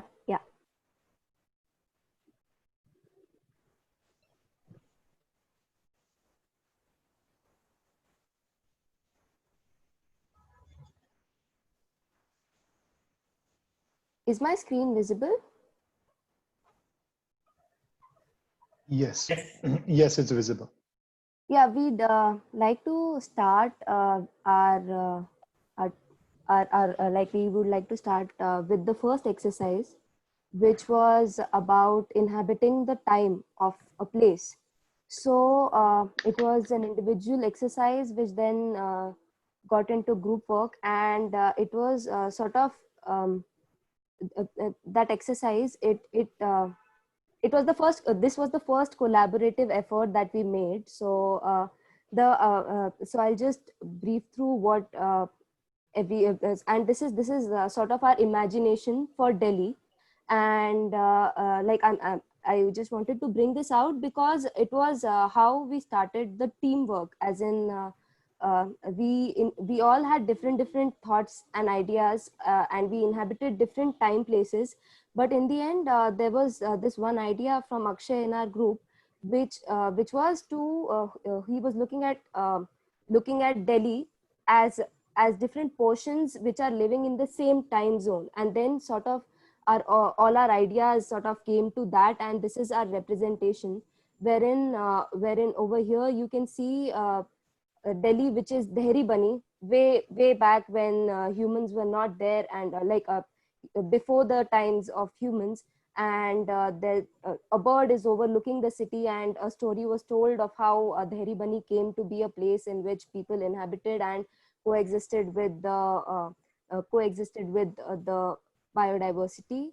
Then there was a sense of small moments in which you see, in which you sort of taste, in which you listen to certain things and experience small moments throughout a day, and how that kind of makes up your experience for the city. So that we try to show through various experiential notes. Then there was this idea of the city as a place of trees, and how an entire network of trees and experiences with the tree, so how that plays a part. And further moving on, there was the concept of a city that could talk, and a city which told its stories as a place of conquerors, and had been conquered many times. So there were these various tales, and also like moving forward, the a post-apocalyptic imagination, and these were sort of the ideas that we started to look at. And then there was a traveler maybe who could move through time, and how that could be. So this is sort of what we had come to uh, in the first collaborative exercise. And then as we moved ahead, we got we sort of just took that collaborative process ahead to forming our core values. And yeah, Mohan, would you like Yeah. to start with this? Yeah, I'll start. Put up that presentation, I guess, the first one. Which one? Our presentation, yeah, the next file. Okay, just a minute.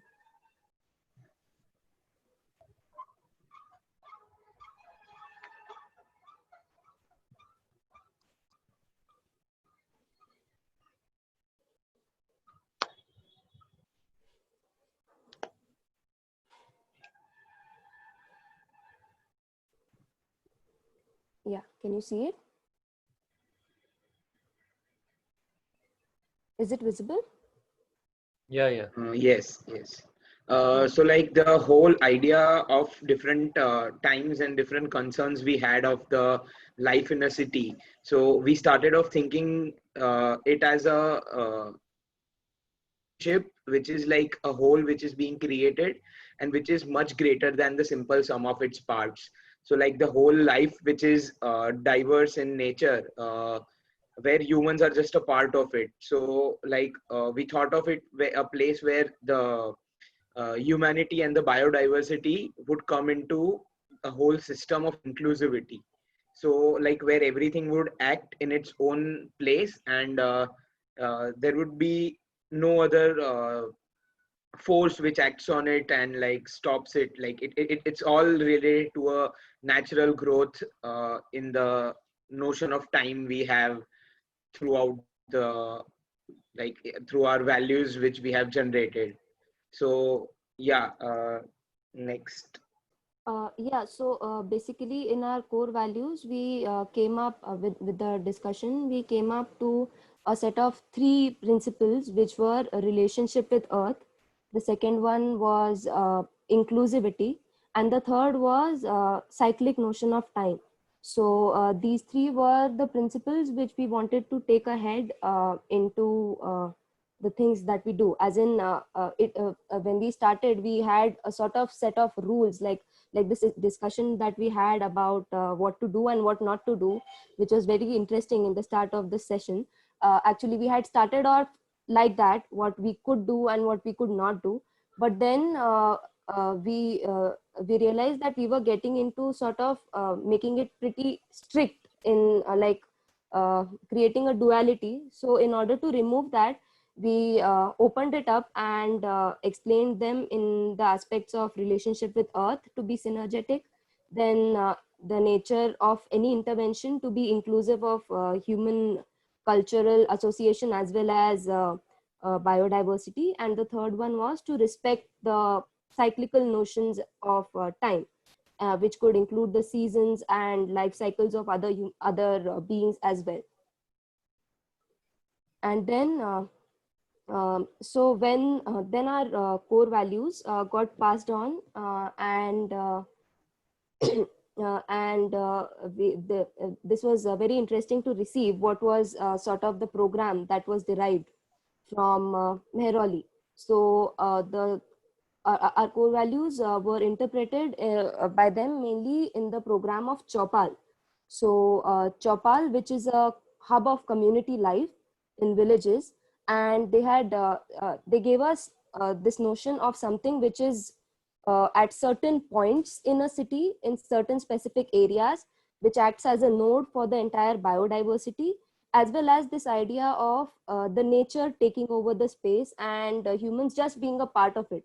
So in that way, they had like that was the interpretation of our friends at Mehrauli, and we took that idea further into developing our proposal.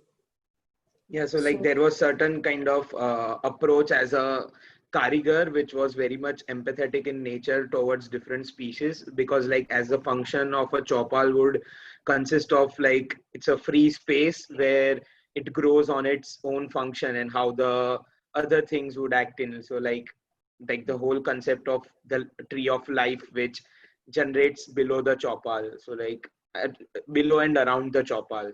So like it was pretty interesting to get these, Idea. get this as a program from the other group. So yeah, what we thought of it was like a chopal, which was much more than just a place below the tree. Like something, chopal being a kind of a which creates an infrastructure, which creates a bigger infrastructure, and creates a local network of these local network of this local network of what we can say a uh, space where there are different kinds of activities happening. So taking the activities concerned and the events which might generate throughout. So yeah.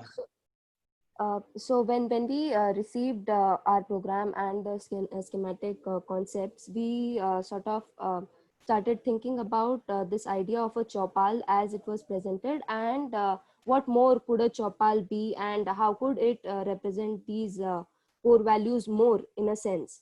So at first there was this idea of an itinerant chopal.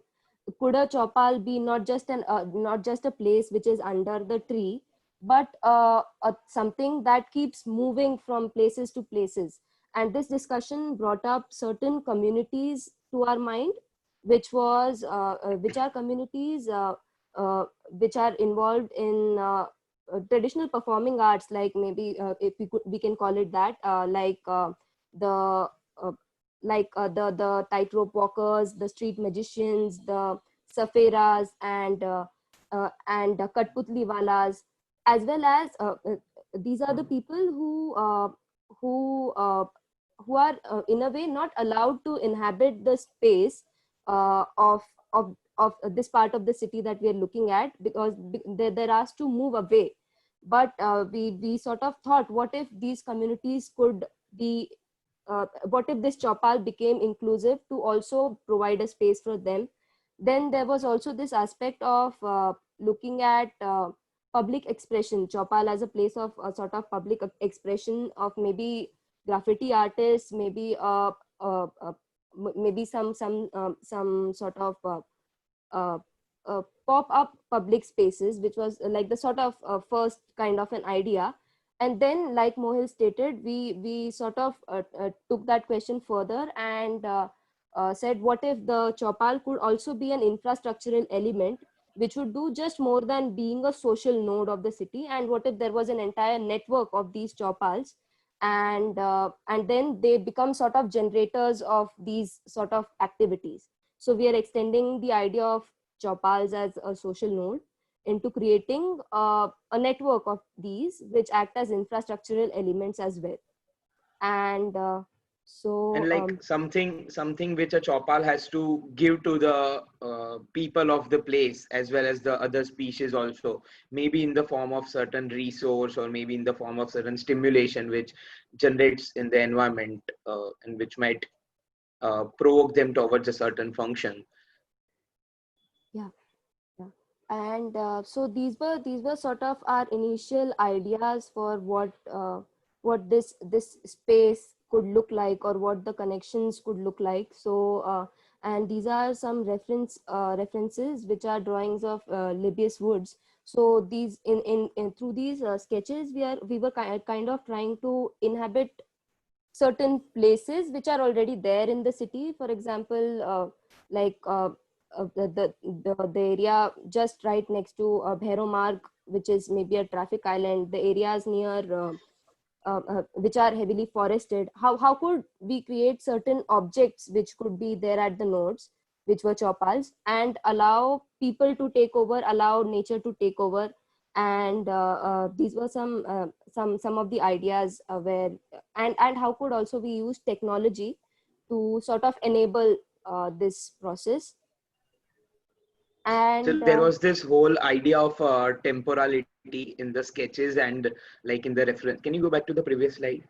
yeah Yeah, so like the whole idea of temporality which we had, which might be like, if at all a place is being constructed, it has to grow over time with respect to the functions which people are imposing. So the idea of these sketches, which sketches of Libius Woods, are like something which is made from the scrap, something which is like there's a piece of wood which is being there, which generates a space by the temporal nature of any practice which is being holding, or maybe like some person is coming below the space, he wants to generate a small economy of it, so like he creates an extension to it. So like the whole idea of growing within a structure, growing within a chopal, so like it grows according to what people might need ahead, so like it's constant in time. So in a way, we would be enabling people to create as they need. Instead of creating default structures for them, they could go on and create spaces as they feel is necessary, which will also enable them to grow in a more organic way. And then through the discussions we came upon this interesting this interesting structure which is known as Varka water tower. So these are developed by architect Arturo Vittori in Ethiopia, and these are structures which are made of bamboo, this whole skin, and they are made in parts, and they can be they're made in 3 parts, and they can be lifted and built by people of like, they can be built by the community. So they are like from even 3 people can come and make it, or it can be a community activity where more than like around 16 people can make it in a day as well. And then the idea of a varka is that there is this structure which is made of bamboo, and you have polyester fabric which is there, which is a network which allows when the air passes through this structure, the water condenses. It basically uses the air humidity to collect the water, and that collects in a pot over here.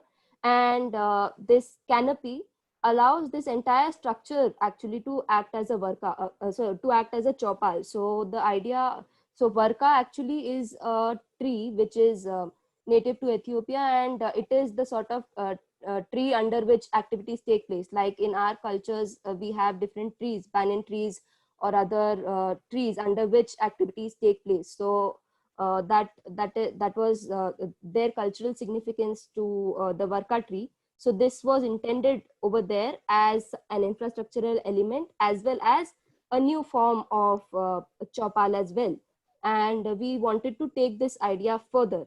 And so our chopals consist of a modified version of the varka, which is structurally reinforced at this canopy level, as well as certain parts of the bamboo, so that this trussed canopy becomes a place from where people can attach other things, and people can attach other things in the manner that Libius Wood was we were referring to. And the idea was to that this chopal performs the following functions along with being a social node: that it harvests potable water from air, and it can be used by the cyclists, pedestrians, or anyone else who is transiting, and by people living nearby in a non-polluting manner, and to raise the structure up so that it allows for the natural growth of vegetation, and that we are not imposing certain things on the ground, and allow the vegetation to grow. And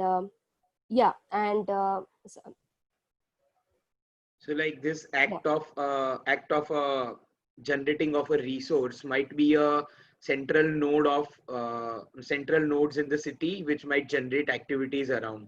So like we came up with a whole network of nodes. So and yeah.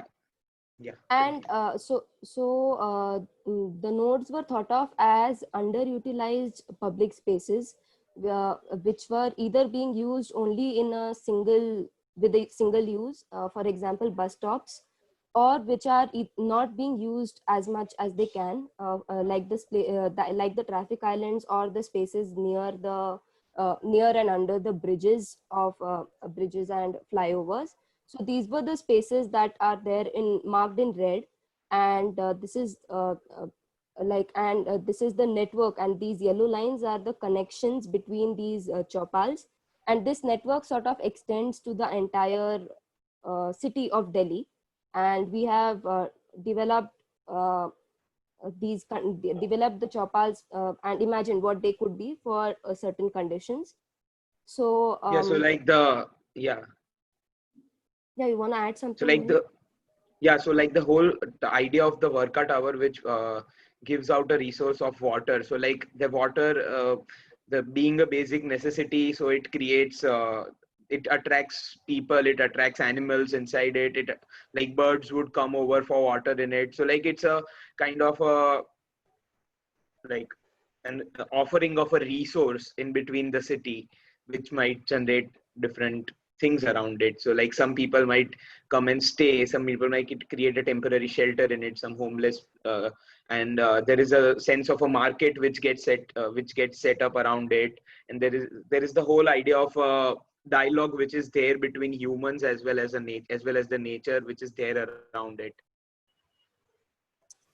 Yeah, and also, so as Mohit said, this sort of varka, it becomes the sort of and this canopy, this is sort of an imagination of what people could add on to. So maybe from various scrap material which is available to them, and this becomes a platform where cyclists are coming in and stopping by for to drink some water. Then it is acting as a bus stop, and since people are like it's a place of transit, people are already there during the day, and there are always people there. So the communities that we were mentioning earlier, which were these performing artists, can also set up camp here. They can come and perform and get an audience over here. They could also be they could also people could add on their own elements and create a shelter for themselves, which is connected to this entity. There could be a public toilet, which could be like an eco toilet, which is attached to this entire system. And like it becomes like this sort of structure, it becomes the generator of certain activities, and then vendors can come and sell things over here. And then there are these proposed connections which can take you from one chopal to the other. And yeah, this is an example for the area between the roads which are there, which are presently lying vacant. Yeah. Yeah, so like there is this idea of a whole node which is being created in between of a like in between two roads, where there is different kinds of activities happening. There is this place where there is a family living. They have created this shelter. There is this place where there is a vendor which is opened up his small business, and there are these animals also which come around. So these whole kind of the temporal settlement, like temporal idea of growing into the structure. So like this structure could keep on growing in its like through the modules which people might generate on the basis of the function they might require it to be. So there is this whole opportunity for this creating of a whole big lot of a public open space which might generate events, the bigger events, which being this as a core of the whole idea. And yeah, so like over time there is, yeah, you can talk about it, Smita here. Yeah, and then there we were thinking about how the connections could be. Ariman, would you like Yeah, to? so the bridges that will be made could also help in growth of certain creepers that will grow around the bridge, and in turn that will allow nature to get a chance to reclaim the structures that are created. So over time, all these structures will can be enveloped by natural elements, which also will provide a certain sense of relief for the people by after witnessing all the city blocks around the vicinity. Yeah, and we were sort of looking at places like Cambodia, and when in our discussions the temples of Cambodia had come up. So it was very fascinating to see that like the trees could actually take over entire spaces. So we were trying to sort of create opportunities for that in a way. And then this is of the possible manner in which these different chopals could be connected and be further taken in, like the network of chopals could be created for the entire city. Yeah. Yeah, so this like whole idea of a chopal is kind of uh, consensus to different kinds of activities and different kinds of unheard voices which have been there. So like it's left to them to grow. So like according to their needs and according to how they would like to function, not basically something which gets imposed in a place and which has certain borders. So yeah, our main idea was to break those boundaries which have of like limiting things to itself. So like yeah, it can grow over time, the structure could be growing itself.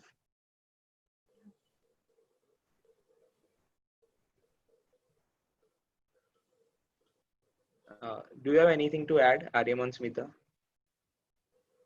Yeah. No, that's all. Thank you, guys.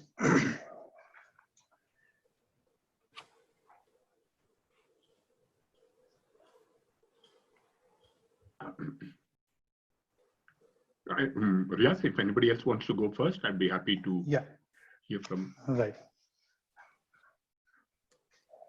Arun or Vignesh. Yeah, no. So, would anybody else like to start? Ayaz, Sudipto?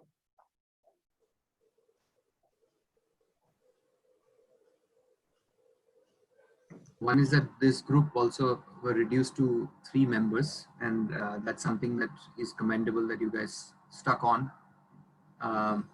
And we are happy that we finished the project, which was good. And I think the individual sketches and whatever you've done are great. They should be taken forward. The idea of the Varka as a sculpture, as a form, as a node is something that can be explored further, and can be made into one's own rather than having it that very iconic form. But as you saw that the Varka itself has gone through several iterations and evolutions. So of course, I'm not saying that that form is problematic in any way. That's fine. It's just that the agencies of construction, how they would use that form to kind of, in India, things are used always as multiple points and multiple uses, right? So that water, etc., and how do you kind of keep that water pure and clean and all of that would be something that the community might have to come together to discuss and enable and so on. So yeah, I think some more explorations would have been great, but I know you guys were running out of time, manpower and all of that. So in the end, it was commendable. I have to say that the kind of approach that you all had to look at nodes, very specific points in a larger plan, was something that I found really exciting. And I think as much as I agree with what Sudipta was saying, I'm just saying the larger idea of this one very kind of you take a very specific location and you look at what can be done there. A large number of the groups, what they've done is looked at an entire geography, and perhaps that's come out of the way that the narrative of the studio itself has been set up. What I enjoyed was the fact that you all kept the core ideas that came out of all the discussions, lectures, but were able to kind of change the scale at which you were looking at it, which was something that was your own. And I think that's why also the way that a lot of the discussions uh, were developing when we were discussing with you as a group in particular was that it was more specific. We were expecting you to develop the imagery and the kind of technology and an understanding of how things would be made, because unlike, let's say, a group that is looking at the geographical one or a social, which is a large scale, you were looking at a very, very particular set of relationships, which I think is a very good way to develop. And I think that sometimes my sense was that that perhaps there was a longing to think about the larger things, though you all yourself had chosen this as an approach. So it's just some of my observations of the process. That because, and it does happen, no? The whole studio is going in a particular way, and you want to engage with those ideas, but your own kind of the way you've set up your game is with these nodes.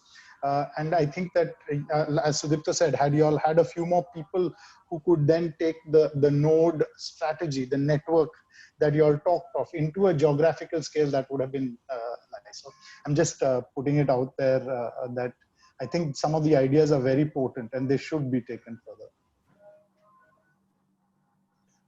Yeah, so just a question to the group. Did you examine the ideas of permaculture also? As you were looking at the Worka as a sort of iconic transplant from Ethiopia to Delhi, were you looking at permaculture as an idea?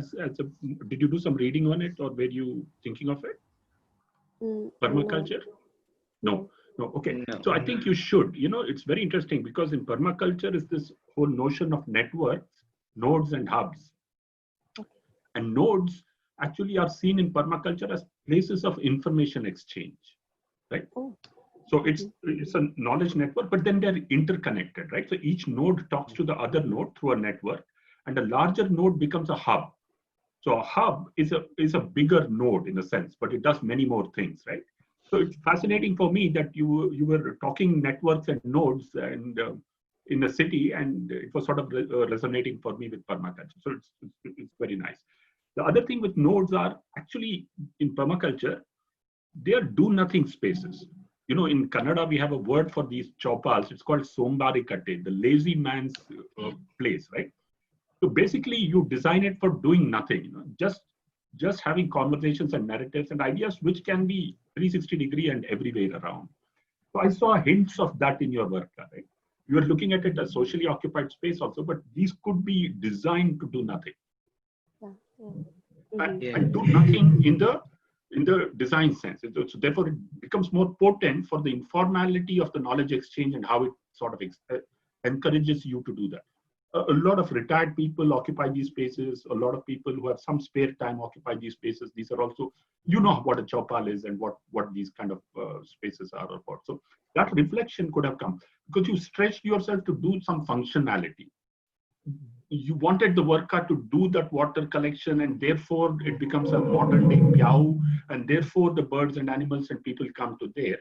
Not necessary, not necessary that something meaningful should be there in that sense of interest. One way of approaching it, idea, and to work with it is also a very good idea. These were the 3 points that were there for me. I thought that the layering of the ecology or the environment was a bit forced, right? So perhaps you could give up on that. It's not necessary that you want it to be ecological. It can do a bit of the ecological role, but it need not be stretched for argument's sake to, bring in those plants and creepers, all that. Perhaps that's one way of looking at it. So that was what I was sensing from it. But there's a great potential in the network and the information exchange between the nodes, which you should explore. Yeah, that's my point. Yeah, we sort of actually, the ecology part, we wanted to explore that further, but we could not sort of take our thoughts in that manner in the end. Correct. Yeah.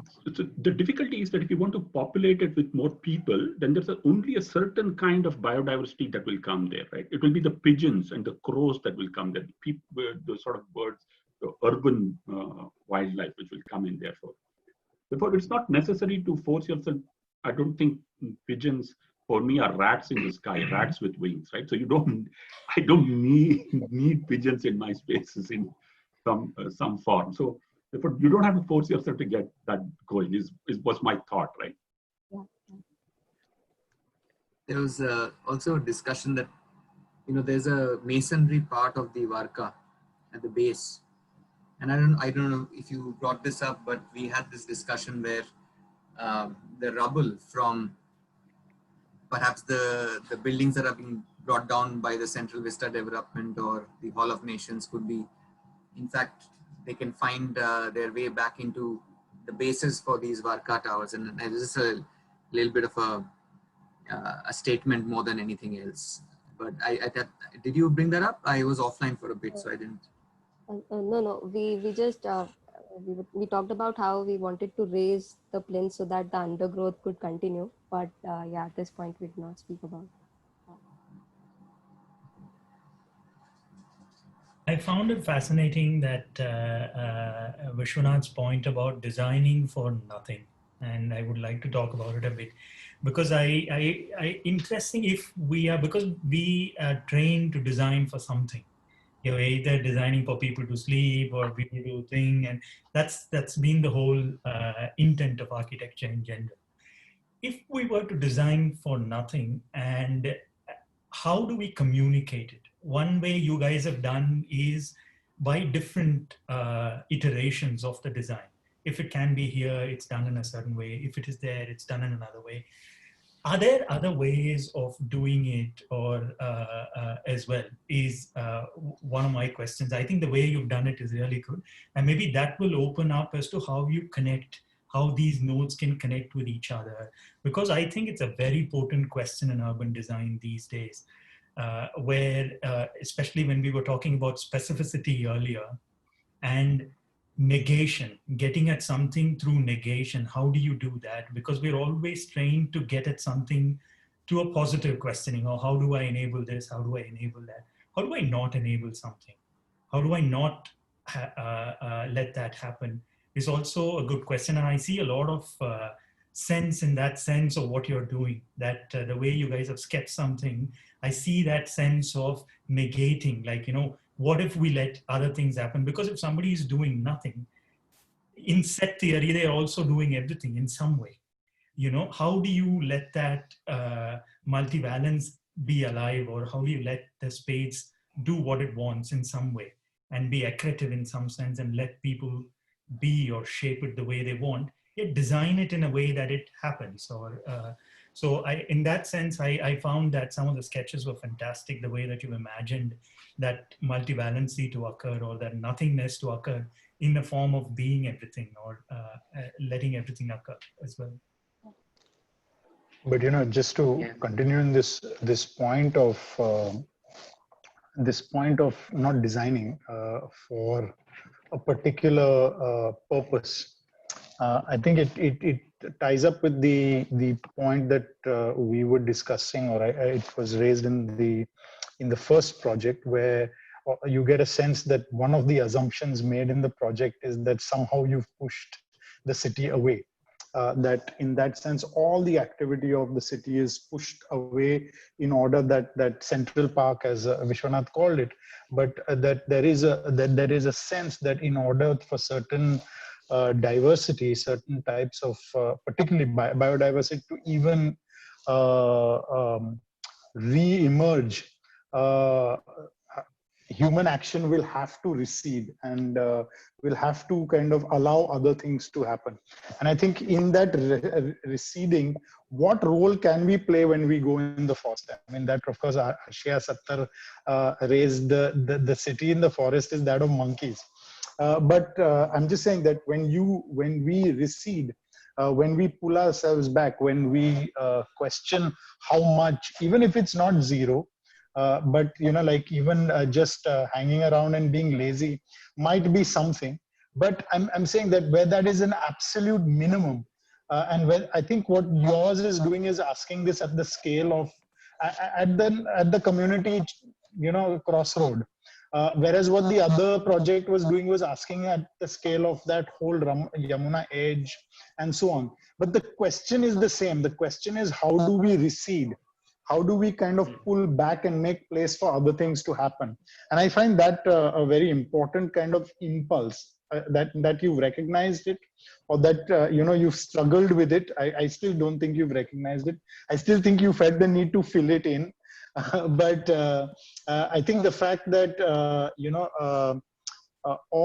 even what you fill it in is trying to do what other infrastructure is failing. So rather than saying that other infrastructure should be taking care of the water and this should be an empty space, you're trying to make up for it. So I mean, I get a sense of what Vignesh is saying, but I wish that we all recognize that we are saying this very radical thing that we should not do as much as we are doing when we are making these proposals to solve problems.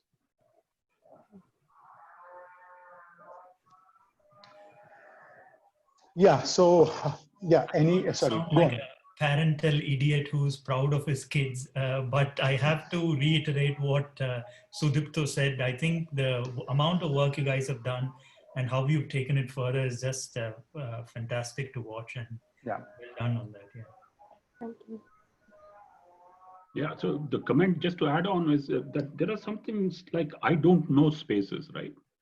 There are some things in design which says that I know. So I know that I want this person to be sleeping there in that platform which you created, or that family occupying it. There could also be many spaces there which says, I don't know, this is a space, let people decide, or let nature decide what happens there, right? So one has some ways of putting in place those places and then stepping back, as Riaz was saying, stepping back and saying, okay, let the space decide what it wants to be, and let the people decide what it wants to be.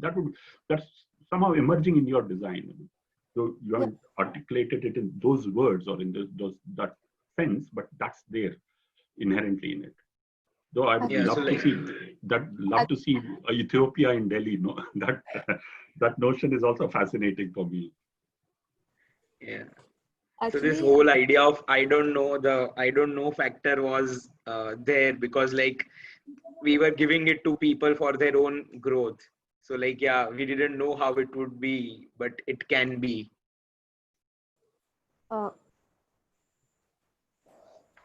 So like when we were trying to put this all together, we had like in our process, we had made like we were again going back to things that we are sort of used to doing, like making plans which are in a way which are sort of imposing things. So we had these discussions also where Sudipta had mentioned like thinking through drawing and everything. It was personally for I think all of us a way of sort of playing more in a way and not trying to do certain like just impose certain things we wanted to. Like we had done those things as well before coming on to even like the way we sketched things. So it was for me personally a very different kind of experience throughout the studio. I would say that sort of like not trying to be the architect sort of a thing. We had to sort of get back and look at it in a different way in this exercise for sure. So where did that worker land up from? Was it the previous group? Who brought the worker in? Yeah, actually Sudipta brought in that idea. Yeah. So and then But I want to say something. I mean, as we come to the end of the morning session, I just want to say something that's an interesting thing that that occurred to me while the three groups were presenting, and that is the way that both in terms of verbal, but also drawing language, the way that we try to fill things up, and I mean that both in terms of the visual and what we say, wanting to fill up an empty space. Let's say it's the banks of the Yamuna or the the node. And it reminded me of an article I had read some time back by an author that Professor Chaya mentioned, Rajmohan Gandhi. And he was talking about how Gandhi talks about things. And Gandhi looked at speech as one of the arenas of violence if you don't use it properly. And in this, he meant, I mean, and Rajmohan Gandhi says that, look at the way Gandhi talks about the instance on the train in South Africa. He talks about it in an absolutely matter-of-fact way, that the ticket collector came and asked him that, and told him that he was in the wrong compartment, and he didn't make it into this big racial kind of thing. If you read it in the autobiography, it's a very simple thing that he was asked to get off the train, right? And the narrative that the movie and so on make it into a very big issue that has now national connotations and so on and so forth. And he says that if you use language where it is simply describing, then you can be more articulate about the relationship between what you are thinking and what you are observing. But the minute that there is a lot of analytical and a lot of kind of, how would you say,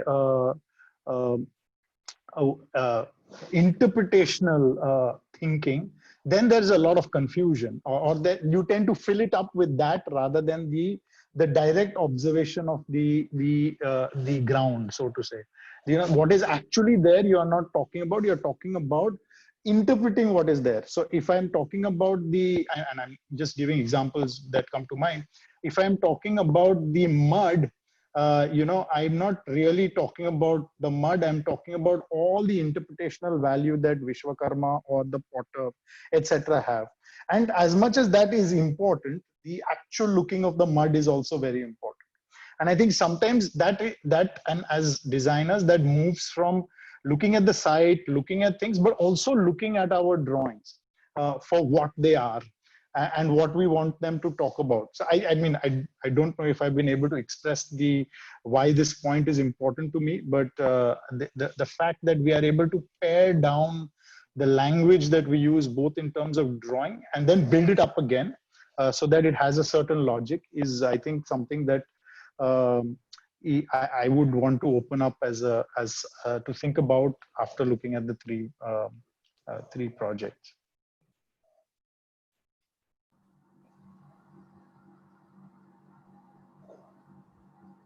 Yes. Yeah. For example, in this particular, the last project, I felt that the distance that you created between the observer and the observed through an axonometric bird's eye view was a distance that was a scientific distance. And it would have been very interesting to draw the Varka from inside, or to draw the Chaupal from inside as a participant of that space, which is, I think, the whole point of the studio is not to kind of look at it from top down, but from bottom up.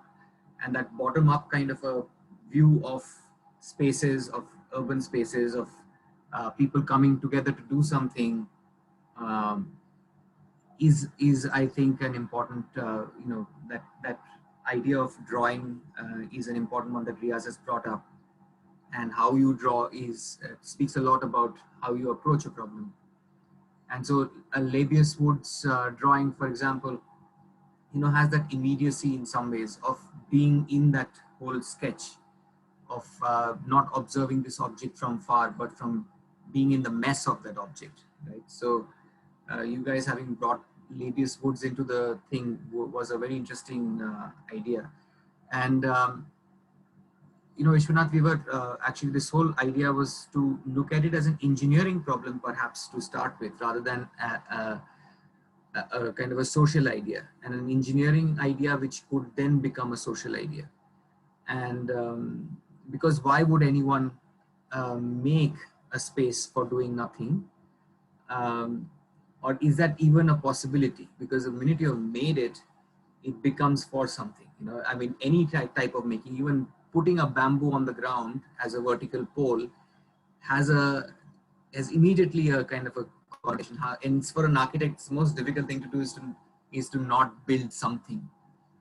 And not build something is something, I mean, rather than to leave it open or to build something. So I think that whole idea then, in fact, was turning into, in the last few days, I think it was the last night or night before, was to how does one make this into an object.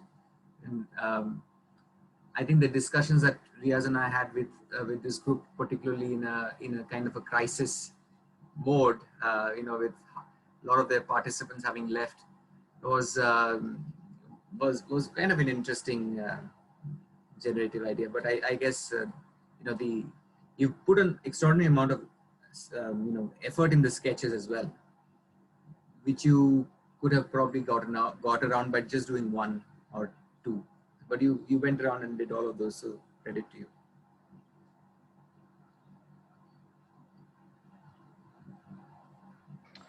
Is there anybody else who'd like to comment or I'd like to also take up this topic of play that Smita mentioned, and tie in with your point about drawing, Riaz, because generally drawing is seen as something which we make purely to communicate, and it is also, I think it has a very clear play aspect to it as well. The way you play with it also tells you things about the nature of what you're making, I feel.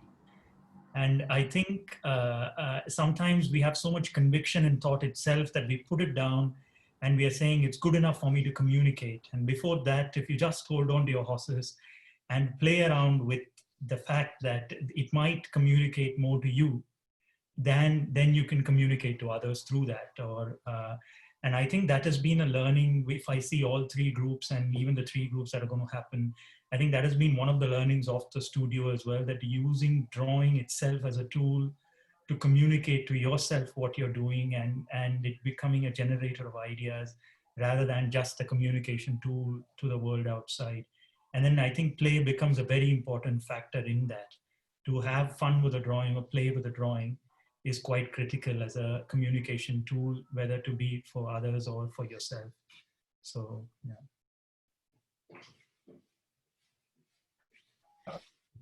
Communication also an exploration. Sorry, say that again, Riyad. You were getting cut off. No, I said that not only of communication, but also of exploration, of actually exploring a particular area of, and not be spatial, but through the play of drawing, whether it's diagrammatic, whether it's architectural, exploring, the ideas that you are working with.